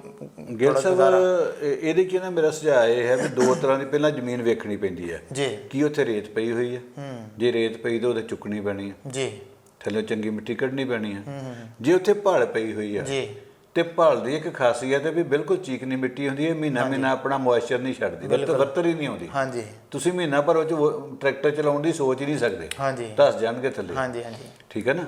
ਤੇ ਉਹਦੇ 'ਚ ਕੋਈ ਹੋਰ ਤਰੀਕੇ ਨਾਲ ਸੋਚਣ ਦੀ ਲੋੜ ਹੈ ਵੀ ਜਿਹੜੀਆਂ ਸਿੱਲ 'ਚ ਹੋਣ ਵਾਲੀਆਂ ਫਸਲਾਂ ਨੇ ਵੀ ਤੁਸੀਂ ਚੋਕ ਕੇ ਬੀਜ ਲਓ ਜੀ, ਠੀਕ ਹੈ ਨਾ। ਕੋਈ ਜਿਨ੍ਹਾਂ ਦੀ ਪੰਜੀਰੀ ਲੱਗ ਸਕਦੀ ਹੈ, ਜਿਨ੍ਹਾਂ ਦੇ ਬੂਟੇ ਲੱਗ ਸਕਦੇ ਆ, ਮਤਲਬ ਉਹੋ ਜਿਹੀਆਂ ਚੀਜ਼ਾਂ ਆਪਾਂ ਕਰ ਸਕਦੇ ਹਾਂ। ਤੇ ਜੇ ਨਹੀਂ ਤੇ ਫਿਰ ਸਬਰ ਸੰਤੋਖ ਰੱਖ ਕੇ ਮਹੀਨਾ 2 ਮਹੀਨੇ ਲਾ ਕੇ ਤੇ ਕਣਕ ਦੇ ਆਉਣ ਵਾਲੇ ਸਮੇਂ ਤੱਕ ਉਹਦੀ ਤਿਆਰੀ ਕੀਤੀ ਜਾ ਸਕਦੀ ਹੈ। ਇਨ ਬਿਟਵੀਨ ਜੇ ਤਿਆਰ ਹੋ ਜਾਂਦੀ ਤੇ ਜਿਵੇਂ ਮੈਂ ਦੱਸਿਆ ਵੀ ਤੋਰੀਆ ਬੀਜ ਲਓ, ਉਹਦੇ ਮਗਰੋਂ ਥੋੜੇ ਚਿਰ ਮਗਰੋਂ ਸਰੋਂ ਦਾ ਛੱਟਾ ਦੇ ਦਿਓ, ਉਹਦੇ ਵਿੱਚ ਸਬਜ਼ੀਆਂ ਬੀਜ ਲਓ, ਠੀਕ ਹੈ ਨਾ। ਜੇ ਛੇਤੀ ਹੋ ਸਕਦੀ ਬਾਸਮਤੀ ਬੀਜ ਲਓ। ਮਤਲਬ ਇਹਨਾਂ ਗੱਲਾਂ ਵੱਲ ਧਿਆਨ ਰੱਖਣ ਦੀ ਲੋੜ ਹੈ ਡਾਕਟਰ ਸਾਹਿਬ, ਕਿਉਂਕਿ ਸਿਆਲੂ ਮੱਕੀ ਜਿਹਦੀ ਗੱਲ ਕੀਤੀ ਜਾ ਰਹੀ ਹੈ ਉਹ ਫਰਵਰੀ 'ਚ ਜਾ ਕੇ ਲੱਗਣੀ ਹੈ। ਅੱਛਾ ਜੀ ਜੀ ਜੀ ਜੀ। ਹੁਣ ਵਾਲੀ ਜਿਹੜੀ ਸਾਉਣੀ ਵਾਲੀ ਫਸਲ ਸੀ ਉਹ ਨਿਕਲ ਚੁੱਕੀ ਹੈ। ਹੁਣ ਤੇ ਕਿਸੇ ਨੇ ਥੋੜੀ ਬਹੁਤੀ ਛੱਲੀਆਂ ਵੇਚਣ ਵਾਸਤੇ ਕਰਨੀਆਂ, ਦੂਜੇ ਕੰਮਾਂ ਲਈ ਕਰਨੀ ਤਾਂ ਹੋ ਸਕਦੀ ਹੈ। ਹਾਂਜੀ ਹਾਂਜੀ, ਲਾਰਜ ਸਕੇਲ ਤੇ ਨਹੀਂ ਆ ਸਕਦੀ। ਬਿਲਕੁਲ ਬਿਲਕੁਲ ਡਾਕਟਰ ਸਾਹਿਬ, ਜਿਹੜੀ ਲੋਕਾਂ ਨੂੰ ਬੜੀ ਆਸ ਆ ਕਿ ਸਰਕਾਰ ਕੁਛ ਨਾ ਕੁਛ ਦਊਗੀ ਜਾਂ ਝੋਨੇ ਦਾ ਮੁਆਵਜ਼ਾ, ਕਿਉਂਕਿ ਬਹੁਤ ਸਾਰੇ ਕਿਸਾਨਾਂ ਨਾਲ ਮੈਂ ਗੱਲ ਕੀਤੀ ਜਦੋਂ ਫੀਲਡ 'ਚ ਗਿਆ ਤਾਂ ਉਹਨਾਂ ਨੇ ਕਿਹਾ ਕਿ ਕਣਕ ਤੋਂ ਨਹੀਂ ਝੋਨੇ ਤੋਂ ਹੀ ਸਾਡਾ ਜਿਹੜਾ ਸਾਰਾ ਖਰਚਾ ਆ ਉਹ ਨਿਕਲਦਾ ਵਾ ਤੇ ਝੋਨਾ ਹੀ ਸਾਡਾ ਮਾਰਿਆ ਗਿਆ ਵਾ ਤੇ ਹੁਣ ਸਰਕਾਰ ਨੂੰ ਚਾਹੀਦਾ ਕਿ ਸਾਨੂੰ ਮੁਆਵਜ਼ਾ ਦਿੱਤਾ ਜਾਵੇ। ਪਰ ਸਰਕਾਰ ਤੋਂ ਮੁਆਵਜ਼ੇ ਦੀ ਆਸ ਕਿੰਨੀ ਕੁ ਰੱਖਣੀ ਜਿਹੜੀ ਆ ਉਹ ਸਿਆਣਪ ਹੋਵੇਗੀ ਜਾਂ ਸਰਕਾਰ ਤੋਂ ਆਸ ਰੱਖਣੀ ਤੇ ਮੇਰੇ ਹਿਸਾਬ ਦੇ ਨਾਲ ਬੜੀ ਮੱਧਮ ਆ ਜੇ ਗੱਲ ਇਹ ਕਿ ਹਾਂ ਪਤਾ ਨਹੀਂ ਦੇਣਾ ਕਿ ਨਹੀਂ ਦੇਣਾ, ਅਜੇ ਤੇ ਬਿਆਨ ਹੀ ਚੱਲ ਰਹੇ। ਗਿੱਲ ਸਾਹਿਬ ਦੇਖੋ ਤੁਸੀਂ ਬਿਲਕੁਲ ਠੀਕ ਕਿਹਾ, ਕਣਕ ਦੀ ਫਸਲ ਦੇ ਲਾਗਤ ਖਰਚੇ ਜ਼ਿਆਦਾ ਜੀ ਤੇ ਨੈਟ ਪ੍ਰੋਫਿਟ ਘੱਟ ਆ ਜੀ। ਝੋਨੇ ਦੇ ਵਿੱਚ ਲਾਗਤ ਖਰਚੇ ਹਿਸਾਬ ਦੇ ਆ, ਹਾਂਜੀ 4 ਪੈਸੇ ਇਹਦੇ ਚੋਂ ਹੀ ਬਚ ਕੇ ਉਹਦਾ ਸਰਕਲ ਚੱਲਦਾ। ਇਹ ਫਸਲ ਮਾਰੀ ਗਈ ਜੀ। ਹੁਣ 14 ਜ਼ਿਲ੍ਹੇ ਪ੍ਰਭਾਵਿਤ ਹੋਏ ਨੇ ਪੰਜਾਬ ਦੇ ਜੀ। ਤੁਸੀਂ ਅੰਦਾਜ਼ਾ ਲਾ ਲਓ ਅੱਧਾ ਪੰਜਾਬ ਤੋਂ ਵੱਧ ਜੀ। ਹੁਣ 14 ਜ਼ਿਲ੍ਹਿਆਂ ਦਾ ਮਤਲਬ ਆ ਵੀ ਜੇ ਸਾਡੀ 55 ਲੱਖ ਫਾਰਮਿੰਗ ਫੈਮਿਲੀ ਪੰਜਾਬ ਦੀ ਆ ਤੇ 27-28 ਹਜ਼ਾਰ ਫੈਮਿਲੀ ਪੰਜਾਬ ਦੀ ਜੀ ਇਹਦੇ ਵਿੱਚ ਪ੍ਰਭਾਵਿਤ ਹੋ ਗਈ। ਬਿਲਕੁਲ। ਕੋਈ ਕਿਸੇ ਦੇ ਭਾੜਾ ਪੈ ਗਈ, ਕਿਸੇ ਦੀ ਫਸਲ ਮਾਰੀ ਗਈ, ਕਿਸੇ ਦਾ ਕਮਾਦ ਮਾਰਿਆ ਗਿਆ ਤੇ ਇੰਨੇ ਲੋਕਾਂ ਨੂੰ ਏਡੇ ਵੱਡੇ ਲੈਵਲ ਤੇ ਇਹਦਾ ਮੋਟਾ ਜਿਹਾ ਅੰਦਾਜ਼ਾ ਇਹ ਆ ਕਿ ਲਗਭਗ 50 ਲੱਖ ਹੈਕਟੇਅਰ ਜੀ ਜ਼ਮੀਨ ਪ੍ਰਭਾਵਿਤ ਹੋ ਗਈ ਜੀ। ਹੁਣ ਤੁਸੀਂ ਮੋਟੇ ਜੇ ਅੰਦਾਜ਼ਾ ਲਾਈਏ ਵੀ ਇੱਕ ਫਸਲ ਦੇ ਉੱਤੇ ਸਾਡਾ ਝੋਨੇ ਦੇ ਉੱਤੇ 10-12 ਹਜ਼ਾਰ ਤੇ ਲਵਾਈ ਤੇ ਹੀ ਲੱਗ ਜਾਂਦਾ। ਜੀ ਜੀ ਜੀ ਬਿਲਕੁਲ। ਤੇ ਆਮਦਨ ਜ਼ੀਰੋ ਹੋ ਗਈ।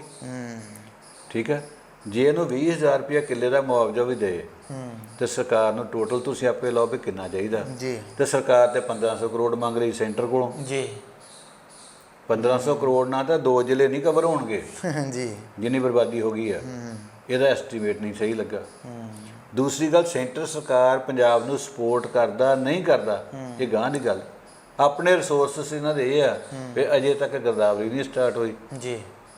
ਪਾਣੀ ਫਿਰ ਰਿਹਾ ਪੈਲੀਆਂ ਦੇ ਵਿੱਚ ਜੀ। ਤੇ ਲੇਕਿਨ ਜੇ ਵਰਤ ਲੈਣ ਕਹਿੰਦੇ ਸਪੈਸ਼ਲ ਗਿਰਦਾਵਰੀ ਕਰਾਵਾਂਗੇ ਤੇ ਮੈਂ ਪੁੱਛਦਾ ਵੀ ਸੈਟਲਾਈਟ ਕਰ ਲਈ ਰੱਖੀ ਹੈ।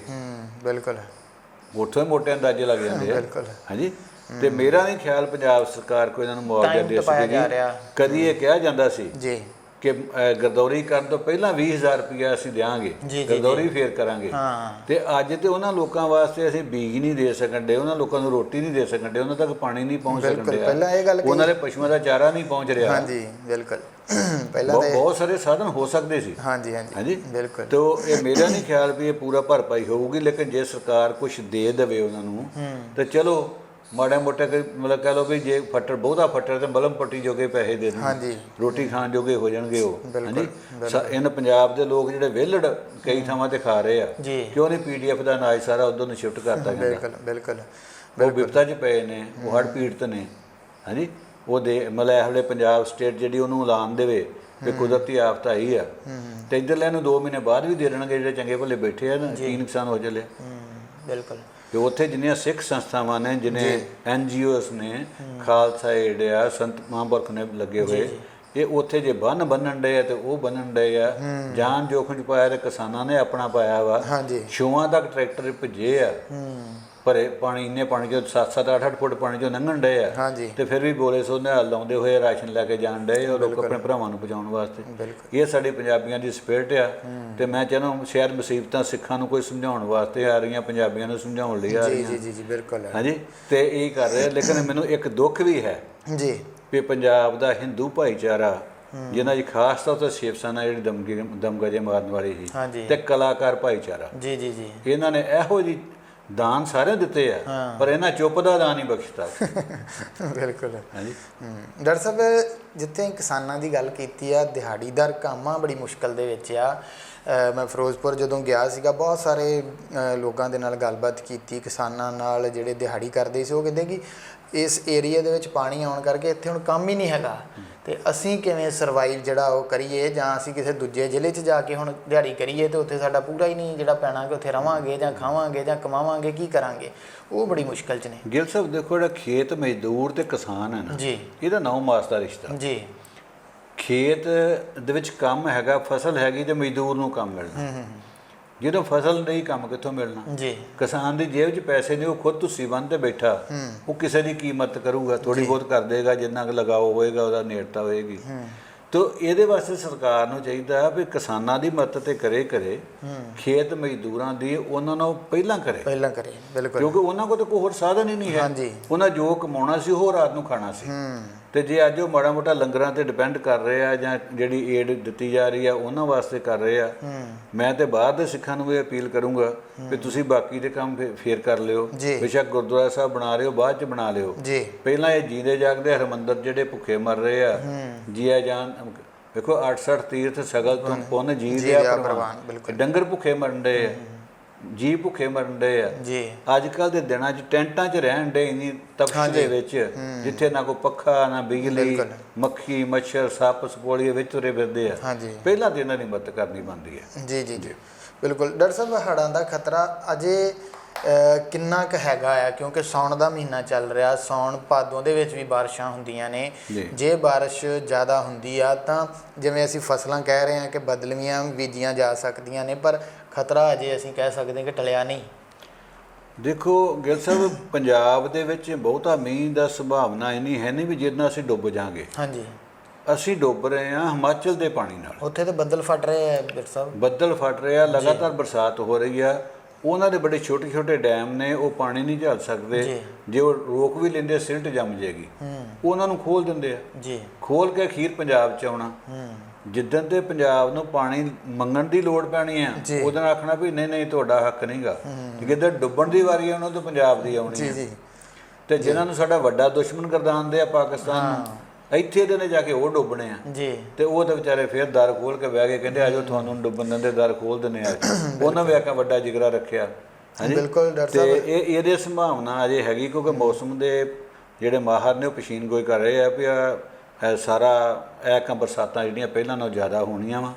ਤੇ ਜੇ ਜ਼ਿਆਦਾ ਹੁੰਦੀਆਂ ਰਹੀਆਂ ਤੇ ਸਾਡੇ ਸਾਰੇ ਡੈਮਾਂ 'ਚ ਪਾਣੀ ਨੇ ਆ ਕੇ ਜਮ੍ਹਾਂ ਹੋਣਾ। ਹੁਣ ਚਾਹੀਦਾ ਇਹ ਹੈ ਕਿ ਸਾਡੀ ਸਰਕਾਰ ਵਿਉਂਤਬੰਦੀ ਕਰੇ, ਬਜਾਏ ਯਕਦਮ ਇਕੱਠਾ ਪਾਣੀ ਛੱਡਣ ਦੇ ਉਹਨੂੰ ਕਿਸ਼ਤਾਂ 'ਚ ਛੱਡੀ ਜਾਵੇ। ਇਹ ਇਸ ਖਦਸ਼ੇ ਨਾਲ ਪਾਣੀ ਨਹੀਂ ਛੱਡਣ ਡਏ ਵੀ ਜੇ ਅਸੀਂ ਜਮ੍ਹਾਂ ਕਰ ਲਈਏ ਪਹਿਲਾਂ ਆਪਣਾ ਲੈਵਲ ਜਿਹੜਾ ਵਾ, ਤੇ ਜਮ੍ਹਾਂ ਕਰਦੇ ਜੋ ਕਿਨਾਰੇ ਤੇ ਪਹੁੰਚ ਗਿਆ ਤੇ ਫਿਰ ਇਹਨਾਂ ਸਾਰੇ ਗੇਟ ਖੋਲ ਦੇਣੇ।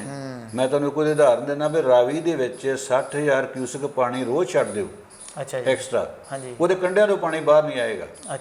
ਲੇਕਿਨ ਅੱਜ ਤੱਕ ਦਾ ਇਤਿਹਾਸ ਹੈ ਜਿੱਦਣ ਵੀ ਛੱਡਿਆ 2 ਲੱਖ ਕਿਊਸਕ ਛੱਡਿਆ, 2.5 ਲੱਖ ਕਿਊਸਕ ਛੱਡਿਆ। ਪਹਿਲੀ ਵਾਰੀ 2 ਲੱਖ ਕਿਊਸਕ ਛੱਡਿਆ, 24 ਘੰਟੇ 'ਚ ਏਰੀਏ ਦੇ ਖੇਤਾਂ 'ਚੋਂ ਪਾਣੀ ਨਿਕਲ ਗਿਆ। 2 ਦਿਨ ਦੀ ਬ੍ਰੇਕ ਪੈ ਗਈ, ਫਿਰ 2,60,000 ਕਿਊਸਕ ਛੱਡਿਆ। ਹਫ਼ਤਾ ਫਸਲਾਂ ਡੁੱਬੀਆਂ ਰਹੀਆਂ। ਅਜੇ ਉਤਰਨ ਲੱਗਾ ਇਹ ਪਿੱਛੇ ਬਰਸਾਤ ਹੋ ਗਈ, ਫਿਰ 2 ਲੱਖ ਕਿਊਸਕ ਛੱਡਤਾ। ਵੀ ਅਸੀਂ ਪਲੈਨਿੰਗ ਤੋਂ ਵੀ ਮਾਰ ਖਾਣ ਡਏ। ਬਿਲਕੁਲ। ਸਾਡੇ ਮਾਹਰਾਂ ਨੂੰ ਇਹ ਬੜਾ ਖਦਸ਼ਾ ਵੀ ਕਿਤੇ ਡੈਮ 'ਚ ਪਾਣੀ ਘੱਟ ਨਾ ਰਹਿ ਜੇ, ਵੀ ਅਸੀਂ ਪਹਿਲਾਂ ਪੂਰਾ ਕਰ ਲਈਏ। ਪਰ ਪਤਾ ਪਿੱਛੋਂ ਇੱਕ ਐਕਸਪੈਕਟੇਸ਼ਨ ਵੀ ਹੁੰਦੀ ਹੈ ਵੀ ਇਨਫਲੋ ਕਿੰਨਾ ਤੇ ਆਊਟਫਲੋ ਕਿੰਨਾ ਕਰਨਾ। ਅਸੀਂ ਪਲੈਨਿੰਗ ਤੇ ਇਸ ਚੀਜ਼ ਦੀ ਹੈ। ਹੁਣ ਆਪਣਾ ਖਜ਼ਾਨਾ ਹੋਇਆ 1 ਸਾਲ ਵਾਸਤੇ ਅਸੀਂ ਪਲੈਨਿੰਗ ਕਰਦੇ ਹਾਂ ਵੀ ਆਉਣਾ ਕਿਤਨਾ ਵੰਡਣਾ ਕਿਤਨਾ ਅਸੀਂ ਯਕਦਮ ਕਿਤੇ ਵੰਡ ਦਿੰਦੇ ਹਾਂ, ਜਾਂ ਜਦੋਂ ਭਰ ਜਾਵੇ ਉਦੋਂ ਵੰਡਣਾ ਸ਼ੁਰੂ ਕਰਦੇ ਹਾਂ। ਇਹੀ ਚੀਜ਼ ਇਸ ਭੰਡਾਰ ਦਾ। ਇਹ ਸਤਲੁਜ ਨੇ ਬਹੁਤ ਵਾਰੀ ਇਸ ਤਰ੍ਹਾਂ ਲੋਕ ਡੁੱਬੇ ਆ। ਸਭ ਤੋਂ ਵੱਡੀ ਚੀਜ਼ ਪਲੈਨਿੰਗ ਹੈ। ਜੀ ਬਿਲਕੁਲ। ਡਾਕਟਰ ਸਾਹਿਬ, ਅੱਗੇ ਚਰਚਾ ਕਰੀਏ ਥੋੜ੍ਹੀ ਜਿਹੀ ਮਨੀਪੁਰ ਦੀ ਘਟਨਾ ਜਿਹੜੀ ਵਾਪਰੀ, ਤੇ ਬਹੁਤ ਸਾਰੀਆਂ ਵੀਡੀਓਜ਼ ਹੁਣ ਨਿਕਲ ਕੇ ਆ ਰਹੀਆਂ ਕਿਉਂਕਿ ਉੱਥੇ ਇੰਟਰਨੈਟ ਸੇਵਾਵਾਂ ਬੰਦ ਰਹੀਆਂ ਤੇ ਬੜੀਆਂ ਦਰਦਨਾਕ ਵੀਡੀਓਜ਼ ਜਿਹੜੀਆਂ ਆ ਉਹ ਆ ਰਹੀਆਂ ਨੇ। ਚਾਹੇ ਕਿ ਵਿਰੋਧੀ ਦਲਾਂ ਇਸ ਵੇਲੇ ਜਿਹੜੀਆਂ ਆ ਉਹ BJP ਸਰਕਾਰ ਦੇ ਉੱਤੇ ਨਿਸ਼ਾਨਾ ਸਾਧ ਰਹੀਆਂ ਨੇ, ਪਰ ਸੀਰੀਅਸਨੈਸ ਜਿਹੜੀ ਆ ਉਹ ਬਹੁਤੀ ਨਜ਼ਰ ਨਹੀਂ ਆ ਰਹੀ, ਸਿਆਸਤ ਜ਼ਿਆਦਾ ਨਜ਼ਰ ਆ ਰਹੀ ਆ। ਤੁਸੀਂ ਕਿਵੇਂ ਦੇਖਦੇ ਹੋ ਇਸ ਘਟਨਾ ਨੂੰ? ਗਿੱਲ ਸਾਹਿਬ, ਮੈਂ ਤੁਹਾਨੂੰ ਪਿਛੋਕੜ 'ਚ ਲੈ ਕੇ ਜਾਂਦਾ ਜੀ। ਚਾਹੇ ਹਿੰਦੂ ਕਾਲ ਦਾ ਰਾਜ ਹੋਵੇ ਜੀ, ਮੁਗਲ ਰਾਜ ਹੋਵੇ, ਅੰਗਰੇਜ਼ ਰਾਜ ਹੋਵੇ, ਸਵਾਏ ਖਾਲਸਾ ਰਾਜ ਤੋਂ ਜੀ, ਮਹਾਰਾਜਾ ਰਣਜੀਤ ਸਿੰਘ ਦਾ ਰਾਜ ਜਾਂ ਮਿਸਲਾਂ ਦਾ ਰਾਜ, ਬਾਬਾ ਬੰਦਾ ਸਿੰਘ ਬਹਾਦਰ ਦਾ ਰਾਜ, ਉਸ ਸਮੇਂ 'ਚ ਤੁਹਾਨੂੰ ਕੋਈ ਘਟਨਾ ਨਹੀਂ ਮਿਲੇਗੀ ਜੀ। ਲੇਕਿਨ ਬਾਕੀ ਸਾਰੇ ਸਮੇਂ 'ਚ ਕੀ ਕੁਝ ਹੋਇਆ, ਮਨੁੱਖਾਂ ਦੀ ਮਨੁੱਖਾਂ ਨਾਲ ਲੜਾਈ ਆ, ਜਾਤ ਦੀ ਜਾਤ ਨਾਲ ਲੜਾਈ ਆ, ਗਰੁੱਪ ਦੀ ਗਰੁੱਪ ਨਾਲ ਲੜਾਈ ਆ। ਲੇਕਿਨ ਬੇਇੱਜ਼ਤੀ ਔਰਤ ਦੀ ਹੁੰਦੀ ਆ, ਚਾਹੇ ਉਹ ਦ੍ਰੋਪਦੀ ਹੋਵੇ, ਚਾਹੇ ਉਹ ਸੀਤਾ ਹੋਵੇ। ਮੈਂ ਕਿਸੇ ਪਾਰਟੀਕੂਲਰ ਕਰਕੇ ਨਹੀਂ ਕਰ ਰਿਹਾ, ਕਿਉਂਕਿ ਉਹਨਾਂ ਨੂੰ ਹੋਈਆਂ ਇਤਿਹਾਸ ਦੱਸ ਰਿਹਾ ਕਿ ਉਹਨਾਂ ਦਾ ਕੀ ਦੋਸ਼ ਸੀ। ਜੇ ਮਨੁੱਖਾਂ 'ਚ ਦਾਵੇਂ ਮਨੁੱਖਾਂ ਨਾਲ ਲੜਨ, ਔਰਤਾਂ ਨੂੰ ਕਿਉਂ ਇਨਵੋਲਵ ਕਰਦੇ? ਕਿਉਂ? ਉਹਨਾਂ ਦਾ ਮੇਨ ਮੁੱਦਾ ਸ਼ੁਰੂ ਤੋਂ ਇਹ ਰਿਹਾ ਵੀ ਔਰਤ ਦਾ ਮਨੁੱਖ ਨਾਲ ਜਜ਼ਬਾਤ ਜੁੜੇ ਆ, ਔਰਤ ਨੂੰ ਮਨੁੱਖ ਆਪਣੀ ਇੱਜ਼ਤ ਸਮਝਦਾ ਤੇ ਜਦੋਂ ਉਹਦੀ ਇੱਜ਼ਤ 'ਤੇ ਹਮਲਾ ਕਰਨ ਦੀ ਚਾਹੁੰਦਾ ਤੇ ਉਦੋਂ ਔਰਤ 'ਤੇ ਹਮਲਾ ਕਰਦਾ। ਇਹ ਵੀ ਸਿਆਸੀ ਪੱਖ ਹੈ। ਕੁਕੀ ਤੇ ਮਤਈ ਮਨੀਪੁਰ ਦੇ 2 ਫਿਰਕੇ ਨੇ ਜਿਹੜੇ ਬੜੇ ਭਾਈਚਾਰਕ ਸਾਂਝ ਨਾਲ ਰਹਿੰਦੇ ਸੀ। ਜੀ ਸਿਆਸਤ ਨੇ ਇਹਨਾਂ ਨੂੰ ਵੱਖ ਕੀਤਾ, ਜੀ ਦੋ ਗਰੁੱਪ ਬਣਾਏ, ਇਹਨਾਂ ਦੇ ਹੱਥਾਂ 'ਚ ਹਥਿਆਰ ਫੜਾਏ। ਜੀ ਉਸ ਤਰ੍ਹਾਂ ਸਭ ਕੁਝ ਦਿਖਦਾ, ਹਥਿਆਰ ਨਹੀਂ ਦਿਖੇ। ਹਾਂਜੀ ਜਿਸ ਬੇਰਹਿਮੀ ਨਾਲ ਉਹਨਾਂ ਨੂੰ ਮਾਰਿਆ ਗਿਆ, ਉਹਨਾਂ 'ਚੋਂ ਇੱਕ ਤੇ ਉਹ ਫੌਜੀ ਜਵਾਨ ਹੈ ਜਿਹੜਾ ਕਾਰਗਲ 'ਚ ਲੜ ਕੇ ਹਿੰਦੁਸਤਾਨ ਵਾਸਤੇ ਜਿੱਤ ਕੇ ਆਉਂਦਾ, ਤਿਰੰਗਾ ਹੱਥ 'ਚ ਫੜ ਕੇ ਆਉਂਦਾ, ਇਹ ਤੇ ਉਹ ਘਰ ਵੀ ਨਹੀਂ ਬਖਸ਼ਿਆ ਗਿਆ। ਇੰਨੀ ਨਫ਼ਰਤ ਨਾਲ ਫਿਰ ਇਨਸਾਨੀਅਤ ਕਿੱਥੇ ਰਹਿ ਗਈ? ਜੀ ਇਨਸਾਨੀਅਤ ਦਾ ਨੂੰ ਸ਼ਰਮਸ਼ਾਰ ਕਰਤਾ। ਲੋਕੀ ਕਹਿੰਦੇ ਸ਼ਰਮਸ਼ਾਰ, ਮੈਂ ਕਹਿੰਦਾ ਇਨਸਾਨੀਅਤ ਦਾ ਬੇੜਾ ਗਰਕ ਕਰਤਾ ਇਹੋ ਜਿਹੀ ਘਟਨਾਵਾਂ ਨੇ। ਇਹ ਸਰਕਾਰਾਂ ਤੇ ਹਾਕਮਾਂ ਦੀਆਂ ਨੀਤੀਆਂ ਵਾ ਜਿਹੜੇ ਸਾਡੇ ਦੇਸ਼ ਨੂੰ ਵੰਡ ਰਹੀਆਂ। ਜੀ ਪਹਿਲਾਂ ਹਿੰਦੁਸਤਾਨ ਨੂੰ ਭਾਰਤ ਤੇ ਪਾਕਿਸਤਾਨ ਬਣਾਇਆ, ਫਿਰ ਇਕੱਲੇ ਸੂਬਿਆਂ 'ਚ ਵੰਡਿਆ, ਹੁਣ ਉਹਨੂੰ ਗਾਂਹ ਵੰਡ ਤੁਰ ਪਈ ਆ। ਹੁਣ ਵੇਖੋ ਉੱਥੇ ਕੁਕੀਜ਼ ਨੇ ਆਪਣਾ ਵੱਖਰੀ ਐਡਮਿਨਿਸਟ੍ਰੇਸ਼ਨ ਦੀ ਮੰਗ ਕਰ ਲਈ ਹੈ। ਹਾਂਜੀ ਇਹ ਕਿਸੇ ਗੱਲ ਨੂੰ ਤੁਰੂਗੀ ਨਾ, ਤੁਰੂਗੀ ਤਾਂ ਫਿਰ ਮਾਰਨਗੇ, ਫਿਰ ਅੱਤਵਾਦੀ ਆਖਣਗੇ, ਫਿਰ ਕਈ ਕੁਝ ਕਰਨਗੇ। ਲੇਕਿਨ ਇਹ ਸਰਕਾਰਾਂ ਨੂੰ ਚਾਹੀਦਾ ਵੀ ਰਾਮ ਰਾਜ ਦੇਣਾ, ਗੱਲ ਉਹਦੀ ਕਰਨ ਰਹੇ ਆ ਤੇ ਰਾਮ ਰਾਜ 'ਚ ਇਹ ਚੀਜ਼ਾਂ ਨਹੀਂ ਹੈਗੀਆਂ। ਉੱਥੇ ਤੇ ਔਰਤ ਨੂੰ ਬੜਾ ਸਨਮਾਨ ਦਿੱਤਾ ਗਿਆ, ਖਾਸ ਤੌਰ 'ਤੇ ਸਾਡੇ ਦੇਸ਼ ਵਿੱਚ ਜਿਹੜਾ ਹਿੰਦੂ ਸਮਾਜ ਆ, ਇਹਨਾਂ ਨੇ ਪੂਜਾ ਹੀ ਸਾਰੀ ਬਿਲਕੁਲ ਔਰਤਾਂ ਦੀ ਕੀਤੀ ਆ, ਮਾਤਾਵਾਂ ਦੀ ਕੀਤੀ ਹੈ। ਉਹਨੂੰ ਇਹ ਮਤਲਬ ਜਿੱਦਾਂ ਕੰਜਕਾਂ ਪੂਜਣ ਵਾਲੀ ਦੀ ਗੱਲ ਵੀ ਕਰਦੇ ਆ। ਤੇ ਇਹੋ ਜਿਹੀਆਂ ਘਟਨਾਵਾਂ ਬੜੀਆਂ ਸ਼ਰਮਸਾਰ ਨੇ। ਤੇ ਉਹ ਤੋਂ ਵੱਡੀ ਜਿਹੜੀ ਮੈਨੂੰ ਗੱਲ ਗਲਤ ਲੱਗੀ ਹੈ ਉਹ ਇਹ ਕਿ ਉਸ ਸੂਬੇ ਦਾ ਕਈ ਵਾਰ ਦੇਸ਼ ਦਾ ਗ੍ਰਹਿ ਮੰਤਰੀ ਦੌਰਾ ਕਰ ਆਇਆ ਹੋਵੇ ਤੇ ਉਹਨੂੰ ਮਈ ਦੀ ਘਟਨਾ ਦਾ ਪਤਾ ਹੀ ਨਹੀਂ ਲੱਗਾ। ਉੱਥੇ ਬੈਠੇ ਮੁੱਖ ਮੰਤਰੀ ਨੂੰ ਪਤਾ ਨਹੀਂ ਲੱਗਾ। ਇਹਦਾ ਮਤਲਬ ਕਿਤੇ ਨਾ ਕਿਤੇ ਅੱਖਾਂ ਮੀਟੀਆਂ ਹੋਈਆਂ ਸੀ। ਬਿਲਕੁਲ ਬਿਲਕੁਲ। ਤੇ ਇਹੋ ਜਿਹੀਆਂ ਘਟਨਾਵਾਂ ਜਿਹੜੀਆਂ ਦੇਸ਼ ਵਾਸਤੇ ਨੁਕਸਾਨਦੇਹ ਆ, ਇਹਨਾਂ ਤੋਂ ਗਰੇਜ਼ ਕਰਨਾ ਚਾਹੀਦਾ, ਹਾਕਮਾਂ ਨੂੰ ਇੱਥੇ ਕੰਟਰੋਲ ਕਰਨਾ ਚਾਹੀਦਾ। ਜਿਹੜੇ ਅਸਲ ਦੋਸ਼ੀ ਆ ਉਹਨਾਂ ਨੂੰ ਫੜਨਾ ਚਾਹੀਦਾ, ਨਹੀਂ ਤੇ ਇਹ ਚੀਜ਼ ਦੇਸ਼ ਦਾ ਮਾਹੌਲ ਵਿਗਾੜੇਗੀ। ਜੀ ਜੀ ਬਿਲਕੁਲ। ਇੰਟਰਨੈਸ਼ਨਲ ਲੈਵਲ ਦੇ ਉੱਤੇ ਵੀ ਹੁਣ ਜਦੋਂ ਵੀਡੀਓਜ਼ ਨਿਕਲ ਕੇ ਆਈਆਂ ਨੇ ਤੇ ਬੜਾ ਵਿਰੋਧ ਜਿਹੜਾ ਆ ਉਹ ਹੋ ਰਿਹਾ। ਅਮਰੀਕਾ ਦੇ ਰਾਸ਼ਟਰਪਤੀ ਨੇ ਦਿੰਦੇ ਆ, ਇੰਗਲੈਂਡ ਨੇ ਦਿੰਦੇ ਆ। ਬਿਲਕੁਲ ਹਾਂਜੀ ਬਿਲਕੁਲ। ਡਾਕਟਰ ਸਾਹਿਬ, ਖੇਡਾਂ ਦੀ ਗੱਲ ਕਰਦੇ ਹਾਂ, ਜਦੋਂ ਅਸੀਂ ਖੇਡਾਂ ਦੇ ਖੇਤਰ ਦੇ ਵਿੱਚ ਅਸੀਂ ਕਹਿੰਦੇ ਹਾਂ ਕਿ ਮੈਡਲ ਨਹੀਂ ਆਉਂਦੇ, ਜਾਂ ਜਦੋਂ ਫਿਰ ਕੋਈ ਖਿਡਾਰੀ ਮੈਡਲ ਜਿਹੜਾ ਉਹ ਲੈ ਕੇ ਆਉਂਦਾ ਆ ਤਾਂ ਉਹਦਾ ਸਨਮਾਨ ਇਸ ਤਰੀਕੇ ਦਾ ਨਹੀਂ ਹੁੰਦਾ ਕਿ ਅੱਖਾਂ 'ਚ ਅੱਥਰੂ ਜਿਹੜੇ ਆ ਉਹ ਖਿਡਾਰੀਆਂ ਦੇ ਆ ਜਾਂਦੇ ਆ। ਇੱਕ ਪੈਰਾ ਓਲੰਪਿਕ ਦੇ ਵਿੱਚ ਜਿਹੜਾ ਆ ਉਹ ਕਾਂਸੀ ਦਾ ਤਗਮਾ ਜਿੱਤ ਕੇ ਇੱਕ ਖਿਡਾਰੀ ਜਿਹੜਾ ਆ ਉਹ ਜਦੋਂ ਰੋਡਵੇਜ਼ ਦੀ ਬੱਸ ਦੇ ਉੱਤੇ ਪਹੁੰਚਦਾ ਆ ਤਾਂ ਉਤਰਦਾ ਆ ਤਾਂ ਉਹ ਕਹਿੰਦਾ ਮੈਂ ਤਾਂ ਸੰਨਿਆਸ ਲੈ ਲੈਣਾ, ਜਾਂ ਝੋਨਾ ਲਾਊਂਗਾ, ਕਿਉਂਕਿ ਕਹਿੰਦਾ ਮੇਰੇ ਵਾਸਤੇ ਇੱਥੇ ਪਹੁੰਚਿਆ ਹੀ ਨਹੀਂਗਾ ਕਿ ਮੈਂ ਇੱਕ ਤਗਮਾ ਲੈ ਕੇ ਆਇਆ ਹਾਂ। ਗਿੱਲ ਸਾਹਿਬ, ਉਸ ਬੰਦੇ ਦੇ ਮਨ ਦੀ ਪੀੜ ਪਿੱਛੇ ਸਿਰਫ ਇੰਨੀ ਗੱਲ ਨਹੀਂ ਵੀ ਗਾੜੀ ਕੋਈ ਪਹੁੰਚਿਆ ਨਹੀਂ। ਉਹ ਬਹੁਤ ਗਰੀਬ ਪਰਿਵਾਰ ਦਾ ਬੱਚਾ ਸੀ ਜੀ, ਤੇ ਆਪਣੇ ਜਜ਼ਬਾਤ ਲੈ ਕੇ ਮਿਹਨਤ ਕਰਕੇ ਉਹ ਦੇਸ਼ ਵਾਸਤੇ ਤਮਗਾ ਲੈ ਕੇ ਆਇਆ ਜੀ। ਇੱਕ ਪਾਸੇ ਤਾਂ ਸਰਕਾਰ ਕਹਿ ਰਹੀ ਵੀ ਅਸੀਂ ਕਰੋੜਾਂ ਰੁਪਏ ਇਨਾਮ ਦੇਣੇ ਆ ਜੀ, ਇੱਕ ਪਾਸੇ ਸਰਕਾਰ ਦੇ ਹੁਕਮਾਂ ਨੂੰ ਉਹਨਾਂ ਦੇ ਅਫਸਰਾਂ ਨੇ ਟਿੱਚ ਜਾਣਿਆ। ਹੋਰ ਕੋਈ ਨਹੀਂ, ਜ਼ਿਲ੍ਹਾ ਖੇਡ ਅਫਸਰ ਤੇ ਜਾ ਹੀ ਸਕਦਾ ਸੀ ਜੀ, ਕੋਈ ਡੀਓ ਜਾ ਸਕਦਾ ਸੀ, ਕੋਈ ਡੀਸੀ ਜਾ ਸਕਦਾ ਸੀ, ਐਸਡੀਐਮ ਜਾ ਸਕਦਾ ਸੀ। ਮੰਤਰੀ ਚਲੋ ਰੁੱਝੇ ਹੋਏ ਆ ਕਿਉਂਕਿ ਇਹਨਾਂ ਨੇ ਹੜ੍ਹ ਪ੍ਰਭਾਵਿਤ ਏਰੀਏ 'ਚ ਜਾਣਾ ਹੁੰਦਾ, ਫੋਟੋ ਖਿਚਾਉਣੀਆਂ ਹੁੰਦੀਆਂ, ਦੌਰੇ ਕਰਨੇ ਹੁੰਦੇ ਆ, ਕਈ ਕੰਮ ਕਰਨੇ ਆ। ਲੇਕਿਨ ਉਹਦੇ ਵਿੱਚ ਸਿਰਫ ਉਹਦੀ ਜਿਹੜੀ ਅਕੈਡਮੀ ਸੀ, ਉਹਦੇ ਆਪਣੇ ਅਕੈਡਮੀ ਦੇ ਨੇੜਲੇ ਬੰਦੇ ਨੂੰ ਰਿਸੀਵ ਕਰਨ ਗਏ ਆ, ਤਾਂ ਉਹਨੇ ਮਨ ਭਰ ਕੇ ਕਿਹਾ ਕਿ ਇਸ ਦੇਸ਼ ਦੀ ਤੇ ਖੇਡਣ ਨੂੰ ਜੀ ਨਹੀਂ ਕਰਦਾ ਜਿੱਥੇ ਮਾਣ ਹੀ ਕੋਈ ਨਹੀਂ, ਜਿੱਥੇ ਪੁੱਛੇ ਕੋਈ ਨਾ, ਜਿੱਥੇ ਵੇਖੋ ਇਹ ਸਾਡੇ ਦੇਸ਼ ਦੀ ਬੜੀ ਘਾਤਕ ਬਿਮਾਰੀ ਆ ਵੀ ਜਿਹੜੇ ਸਾਡੇ ਦੇਸ਼ ਦਾ ਨਾਂ ਉੱਚਾ ਕਰਨ ਵਾਲੇ ਆ, ਬੇਸ਼ੱਕ ਉਹ ਆਜ਼ਾਦੀ ਘੁਲਾਟੀਏ ਨੇ ਜੀ, ਬੇਸ਼ੱਕ ਉਹ ਖਿਡਾਰੀ ਨੇ ਜੀ, ਸਮਾਜ ਸੇਵੀ ਨੇ, ਵਿਗਿਆਨੀ ਨੇ, ਉਹਨਾਂ ਨੂੰ ਅਣਗੌਲਿਆਂ ਕੀਤਾ ਜਾ ਰਿਹਾ।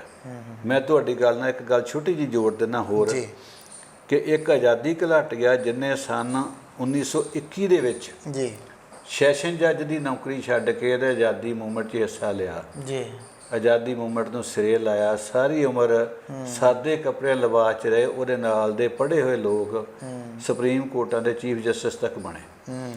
ਤੇ ਮੈਂ ਹੈਰਾਨ ਹੋ ਗਿਆ, ਮੈਂ ਉਸ ਇਲਾਕੇ ਦਾ ਦੌਰਾ ਕੀਤਾ, ਉਸ ਪਿੰਡ ਦੇ ਵਿੱਚ ਸਿਆਸਤਦਾਨਾਂ ਨੇ ਆਪਣੇ ਪਿਓ ਦੇ ਨਾਂ ਦਾ ਹਸਪੀਟਲ ਤੇ ਬਣਾਇਆ ਜੀ, ਉਸ ਮਨੁੱਖ ਦੀ ਯਾਦ ਨਹੀਂ ਬਣਾਈ।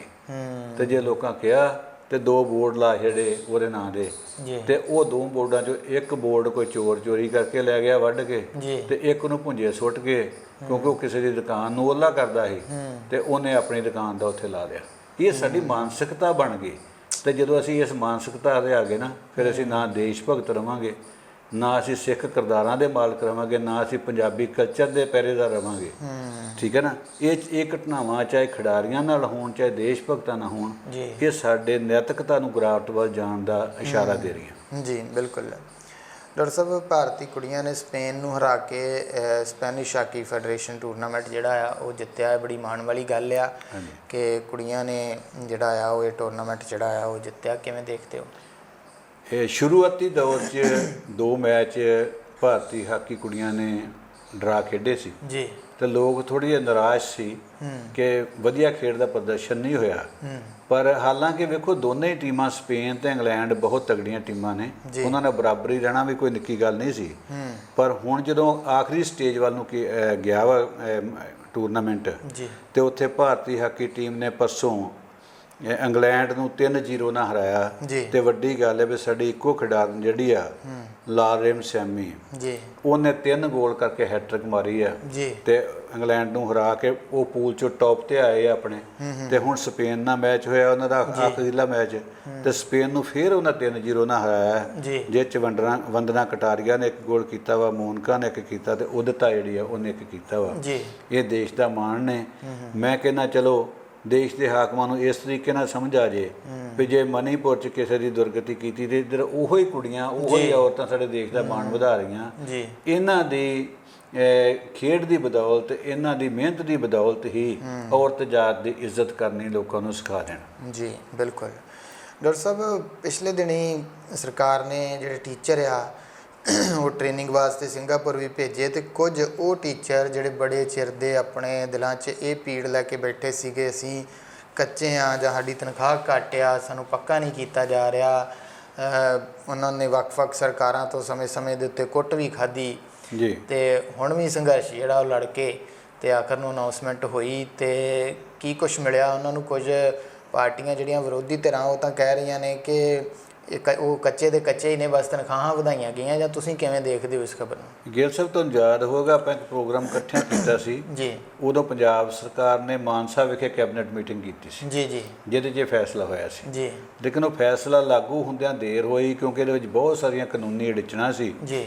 ਸਰਕਾਰ ਦੀ ਨੀਤ ਨਹੀਂ ਸੀ ਮਾੜੀ, ਕਾਨੂੰਨ ਦੀਆਂ ਜਿਹੜੀਆਂ ਘੇਰਾਬੰਦੀਆਂ ਸੀਗੀਆਂ ਉਹਨਾਂ ਨੂੰ ਤੋੜਨ 'ਚ ਸਮਾਂ ਲੱਗਿਆ। 6 ਕਿਸਮ ਦੇ ਜਿਹੜੇ 6 ਕੈਟੇਗਰੀਆਂ ਸੀਗੀਆਂ ਟੀਚਰਸ ਦੀਆਂ, ਅਧਿਆਪਕਾਂ ਦੀਆਂ, ਜਿਹੜੀਆਂ ਇਹ 'ਚ ਕੰਮ ਕਰ ਰਹੀਆਂ ਸੀ। ਸਿੱਖਿਆ ਪ੍ਰੋਵਾਈਡਰ ਸੀ, ETT NTTC ਵਾਲੇ ਸੀ, BA BEd ਵਾਲੇ ਸੀ, IVI ਵਲੰਟੀਅਰ ਸੀਗੇ, ਸਿੱਖਿਆ ਵਲੰਟੀਅਰ ਸੀ, EGS ਤੇ STR ਕੈਟੇਗਰੀ ਦੇ ਸੀਗੇ। ਇਹ ਸਾਰਿਆਂ ਕੋਲੋਂ ਹੀ ਭਰਤੀ ਕਰਨ ਲੱਗਿਆ ਸਰਕਾਰ ਨੇ ਕੋਈ ਨਾ ਕੋਈ ਕੰਟੈਕਟ ਕਰਵਾਏ ਸੀ ਵੀ ਅਸੀਂ ਸਰਕਾਰੀ ਨੌਕਰੀ ਕਲੇਮ ਨਹੀਂ ਕਰਾਂਗੇ, ਅਸੀਂ ਗ੍ਰੇਡ ਕਲੇਮ ਨਹੀਂ ਕਰਾਂਗੇ। ਉਹ ਸਾਰੀਆਂ ਅੜਚਣਾਂ ਨੂੰ ਦੂਰ ਕਰਦਿਆਂ ਹੁਣ ਇਹਨਾਂ ਨੇ ਪੱਕੇ ਦਾ ਲਫ਼ਜ਼ ਤੇ ਲਿਖਿਆ ਜੀ, ਲੇਕਿਨ ਮੈਂ ਅਜੇ ਵੀ ਸਮਝਦਾ ਪੱਕੇ ਨਹੀਂ ਕੀਤੇ।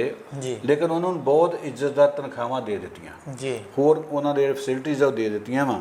ਜਿਸ ਤਰ੍ਹਾਂ ਸਿੱਖਿਆ ਪ੍ਰੋਵਾਈਡਰ ਉਹ 9500 ਰੁਪਇਆ ਮਹੀਨਾ ਤੇ ਕੰਮ ਕਰਦੇ ਸੀ, ਉਹਨਾਂ ਨੂੰ 20500 ਰੁਪਇਆ ਤਨਖਾਹ ਦੇ ਦਿੱਤੀ ਗਈ ਹੈ। ETT NTT ਵਾਲਿਆਂ ਨੂੰ 10250 ਰੁਪਏ ਲੈਂਦੇ ਸੀ, ਉਹਨਾਂ ਨੂੰ 22000 ਕਰਤਾ ਵਾ, ਲਗਭਗ ਡਬਲ ਤੋਂ ਵੱਧ। BA BEd ਵਾਲੇ 11000 ਲੈ ਰਹੇ ਸੀ, ਉਹਨਾਂ ਨੂੰ 23500 ਦੇ ਕਰਤਾ ਹੈ। IVI ਵਲੰਟੀਅਰ 5500 ਰੁਪਏ ਤੇ ਸਿਰਫ ਕੰਮ ਕਰ ਰਹੇ ਸੀਗੇ, ਉਹਨਾਂ ਨੂੰ 15000 ਰੁਪਏ ਉਹਨਾਂ ਦੀ ਤਨਖਾਹ ਕਰਤੀ ਆ। ਜਿਹੜੇ ਸਿੱਖਿਆ ਵਲੰਟੀਅਰ ਸੀ ਉਹ 3500 ਰੁਪਏ ਤੇ ਸਿਰਫ ਕੰਮ ਕਰ ਰਹੇ ਸੀਗੇ, 100 ਰੁਪਏ ਦਿਹਾੜੀ ਤੇ, ਉਹਨਾਂ ਦੀ ਤਨਖਾਹ 15000 ਰੁਪਏ ਕਰਤੀ ਆ। EGS ਤੇ STR ਵਾਲਿਆਂ ਦੀ 6000 ਤੋਂ 18000 ਕਰਤੀ ਆ। ਇਹਦੇ ਨਾਲ ਉਹਨਾਂ ਪੱਕੇ ਮੁਲਾਜ਼ਮਾਂ ਵਾਲੀਆਂ ਸਾਰੀਆਂ ਸਹੂਲਤਾਂ ਉਹਨਾਂ ਨੂੰ ਦੇ ਦਿੱਤੀਆਂ ਜੀ।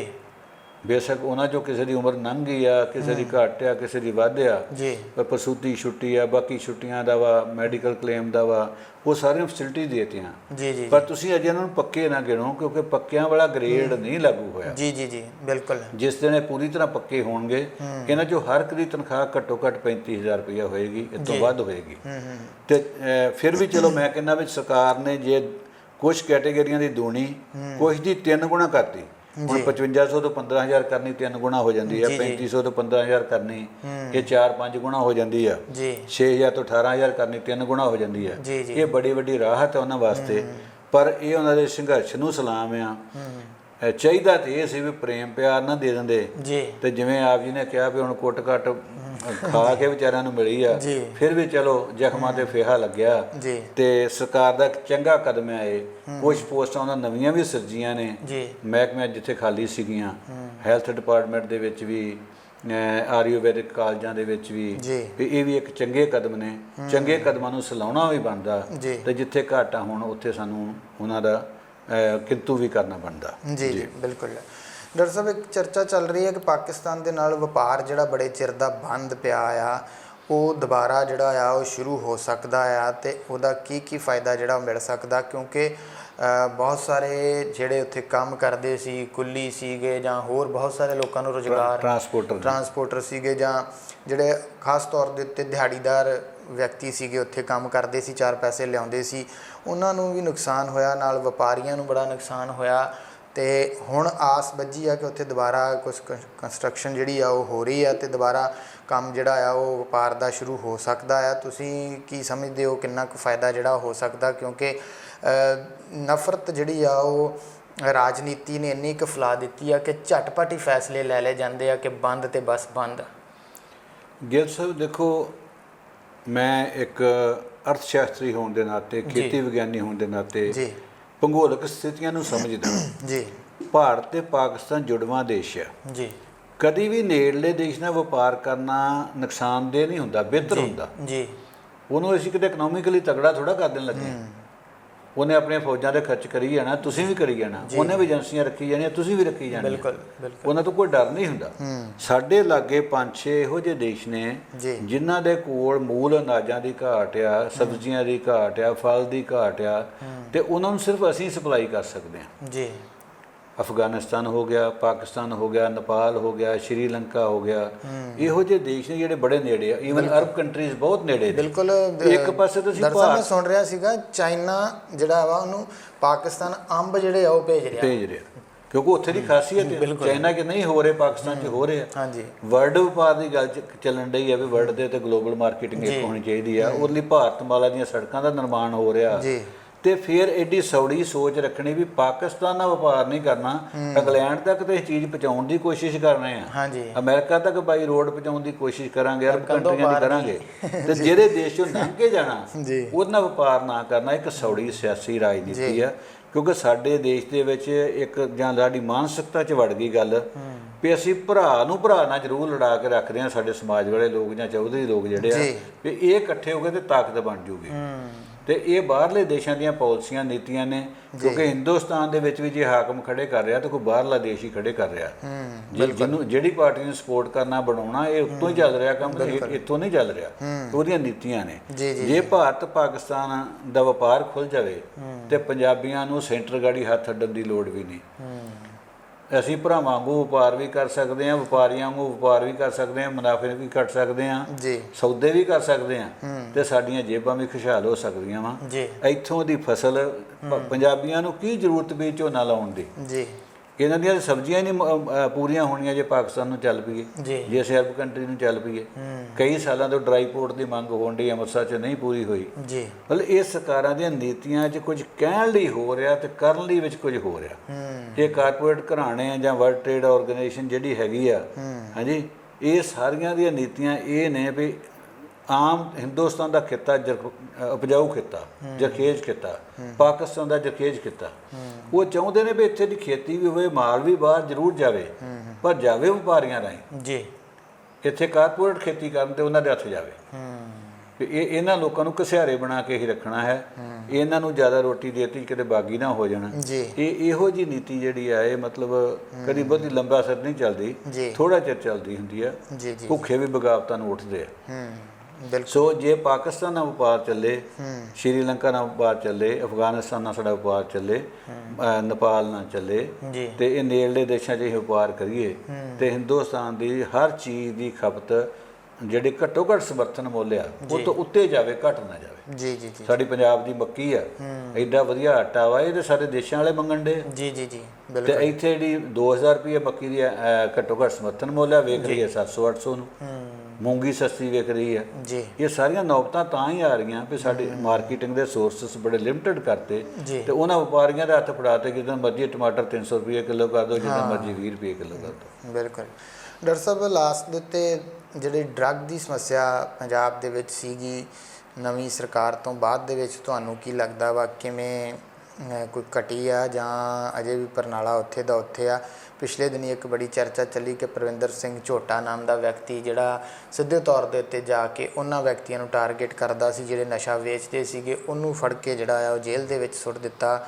ਤੇ ਉੱਥੇ ਪੰਜਾਬ ਤੋਂ ਬਾਹਰ ਵਿਦੇਸ਼ਾਂ ਤੋਂ ਵੀ ਬਹੁਤ ਸਾਰੇ ਲੋਕਾਂ ਨੇ ਇਸ ਚੀਜ਼ ਦੀ ਨਿੰਦਿਆ ਕੀਤੀ ਕਿ ਜੇ ਕੋਈ ਰੋਕਦਾ ਤਾਂ ਸਰਕਾਰ ਜਾਂ ਪੁਲਿਸ ਆਪ ਤਾਂ ਕੁਛ ਕਰ ਨਹੀਂ ਰਹੀ, ਤਾਂ ਜਿਹੜੇ ਲੋਕ ਆ ਉਹਨਾਂ ਨੂੰ ਫੜ ਫੜ ਕੇ ਸੁੱਟ ਰਹੀ ਹੈ।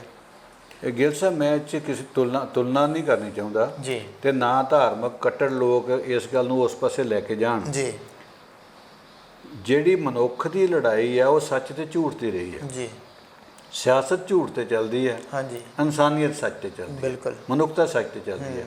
ਗੁਰੂ ਨਾਨਕ ਸਾਹਿਬ ਨੇ ਤੇ ਕਿਸੇ ਨੂੰ ਮਾੜਾ ਚੰਗਾ ਨਹੀਂ ਕਿਹਾ, ਉਹਨਾਂ ਕੋਲ ਚੱਕੀਆਂ ਕਿਉਂ ਪਸਵਾ ਲਈਆਂ? ਬਿਲਕੁਲ। ਗੁਰੂ ਅਰਜਨ ਦੇਵ ਜੀ ਤੇ ਸ਼ਾਂਤੀ ਦੇ ਪੁੰਜ ਸੀ, ਉਹਨਾਂ ਨੂੰ ਤੱਤੀਆਂ ਤਵੀਆਂ ਤੇ ਕਿਉਂ ਬਿਠਾ ਲਿਆ ਸੀ?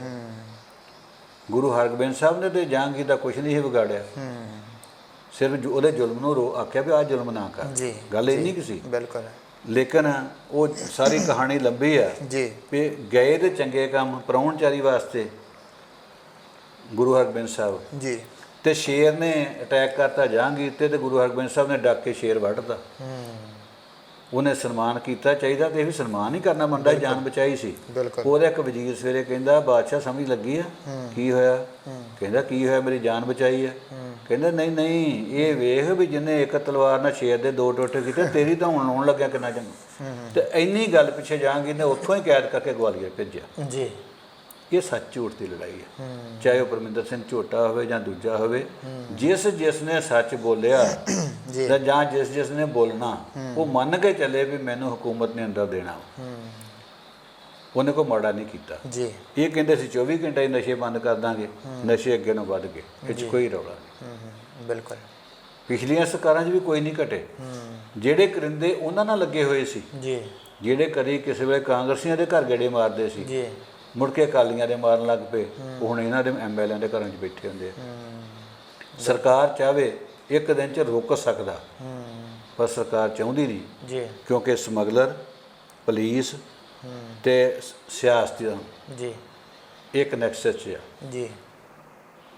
ਇਹ ਨੈਕਸਸ ਨਹੀਂ ਟੁੱਟ ਰਿਹਾ। ਤੇ ਪੰਜਾਬ ਦੀ ਜਵਾਨੀ ਦੀ ਇੱਕ ਮਤਲਬ ਬੜੀ ਵੱਡੀ ਗੁਣ ਤੇ ਔਗਣ ਕਹਿ ਲਓ, ਜਿਸ ਚੀਜ਼ ਤੋਂ ਉਹਨਾਂ ਨੂੰ ਤੁਸੀਂ ਰੋਕੋਗੇ ਤਾਂ ਉਧਰ ਨੂੰ ਜ਼ਿਆਦਾ ਵਧਣਗੇ। ਹੁਣ ਦੱਸਿਆ ਵੀ ਨਸ਼ਾ ਮਾੜੀ ਚੀਜ਼ ਹੈ, ਇਹਨਾਂ ਆਖਿਆ ਖਾ ਕੇ ਜ਼ਰੂਰ ਵੇਖਣਾ ਹੈ। ਇਹ ਵੀ ਇੱਕ ਬੜਾ ਵੱਡਾ ਫੈਕਟਰ ਜੇ। ਕਈ ਲੋਕ ਇਸ ਗੱਲ ਨੂੰ ਨਹੀਂ ਪਸੰਦ ਕਰਨਗੇ, ਪਰ ਜੇ ਖੋਜ ਕਰੋਗੇ ਤੇ ਗੱਲ ਲੱਭੇਗੀ। ਪੰਜਾਬ ਬਾਗੀ ਕਿਹੜੀ ਗੱਲੋਂ ਕਿਹਾ? ਜੇ ਉਹਨਾਂ ਕਿਹਾ ਵੀ ਇਸ ਰਸਤੇ ਨਹੀਂ ਜਾਣਾ, ਨਾ ਆਖਿਆ ਜਾਣਾ। ਉਹਨਾਂ ਆਖਿਆ ਦਿੱਲੀ ਕਿਸਾਨ ਮੋਰਚਾ ਤੇ ਤੁਹਾਨੂੰ ਫੜ ਲੈਣਗੇ, ਨਾ ਆਖਿਆ ਜਾਣਾ, ਗਏ। ਬਿਲਕੁਲ ਠੀਕ ਹੈ। ਪਤਾ ਲੱਗਾ ਵੀ ਹੜਾਂ 'ਚ ਰੁੜ ਜਾਣਾ, ਪੁਲਿਸ ਰੋਕਣ ਡਈ ਆ, ਉਹ ਕਹਿੰਦੇ ਤੁਸੀਂ ਕੌਣ ਡੱਕਣ ਵਾਲੇ ਹੀ ਜਾਣਾ ਵਾ, ਤੇ ਜਾ ਕੇ ਦਰਿਆਵਾਂ ਨੂੰ ਬੰਨ੍ਹ ਲਾਤੇ। ਇਹ ਉਹ ਬਾਗੀਅਤ ਆ ਜਿਹੜੀ ਆ, ਉਹਦੇ ਵਿੱਚੋਂ ਇਹ ਚੀਜ਼ ਉੱਭਰਦੀ ਆ ਕਿ ਜਿਹੜੀ ਚੀਜ਼ ਤੋਂ ਉਹਨਾਂ ਨੂੰ ਮਨਾ ਕਰੋ ਇਹ ਜ਼ਰੂਰ ਕਰਕੇ ਵੇਖਦੇ ਆ। ਉਸ ਫੈਕਟਰ ਨੇ ਵੀ ਨੁਕਸਾਨ ਕੀਤਾ। ਉਹਦੀ ਪ੍ਰੇਰਨਾ ਤੇ ਉਦੋਂ ਮੋੜਨਾ ਇਹ ਸਰਕਾਰਾਂ ਦਾ ਕੰਮ ਸੀ, ਸਮਾਜ ਸੇਵੀਆਂ ਦਾ ਕੰਮ ਸੀ, ਗੁਰਦੁਆਰੇ ਦੇ ਪ੍ਰਚਾਰਕਾਂ ਦਾ ਕੰਮ ਸੀ, ਮੰਦਰਾਂ ਦੇ ਪੁਜਾਰੀਆਂ ਦਾ ਕੰਮ ਸੀ, ਜਿੱਥੇ ਸਾਰੇ ਹੀ ਫੇਲ ਹੋਏ। ਜੀ ਬਿਲਕੁਲ ਬਿਲਕੁਲ। ਸੋ ਡਾਕਟਰ ਸਾਹਿਬ ਬਹੁਤ ਧੰਨਵਾਦ ਤੁਹਾਡਾ ਸਾਰੀਆਂ ਖਬਰਾਂ ਦੇ ਉੱਤੇ ਵੀ ਚਰਚਾ ਕਰਨ ਵਾਸਤੇ, ਤੇ ਖਾਸ ਤੌਰ ਦੇ ਉੱਤੇ ਹੜ੍ਹ ਪ੍ਰਭਾਵਿਤ ਜਿਹੜੇ ਇਲਾਕੇ ਆ ਉਹਨਾਂ ਦੇ ਵਿੱਚ ਫਸਲਾਂ ਕਿਵੇਂ ਬੀਜੀਆਂ ਜਾਣੀਆਂ ਜਾਂ ਕੀ ਕੁਛ ਹੋਣਾ, ਉਹ ਵਡਮੁੱਲੀ ਜਾਣਕਾਰੀ ਜਿਹੜੀ ਆ ਉਹ ਕਿਸਾਨਾਂ ਦੇ ਨਾਲ ਸਾਂਝੀ ਕੀਤੀ ਗਈ ਆ। ਸੋ ਅੱਜ ਦੇ ਪ੍ਰੋਗਰਾਮ ਦਾ, ਅੱਜ ਦੇ ਇਸ ਬ੍ਰੇਕਫਾਸਟ ਸ਼ੋਅ ਦਾ ਸਮਾਂ ਜਿਹੜਾ ਆ ਉਹ ਇੱਥੇ ਹੀ ਸਮਾਪਤ ਹੁੰਦਾ। ਡਾਕਟਰ ਸਾਹਿਬ ਦਾ ਧੰਨਵਾਦ ਕਰਦੇ ਹੋਇਆ ਇੱਥੇ ਹੀ ਬੁਲਾਉਂਦੇ ਹਾਂ ਫਤਿਹ। ਵਾਹਿਗੁਰੂ ਜੀ ਕਾ ਖਾਲਸਾ, ਵਾਹਿਗੁਰੂ ਜੀ ਕੀ ਫਤਿਹ। ਸਿੱਖ ਚੈਨਲ ਦਾ ਬਹੁਤ ਬਹੁਤ ਧੰਨਵਾਦ ਜਿਨ੍ਹਾਂ ਨੇ ਸਮਾਂ ਦਿੱਤਾ ਗੱਲ ਕਰਨ ਲਈ।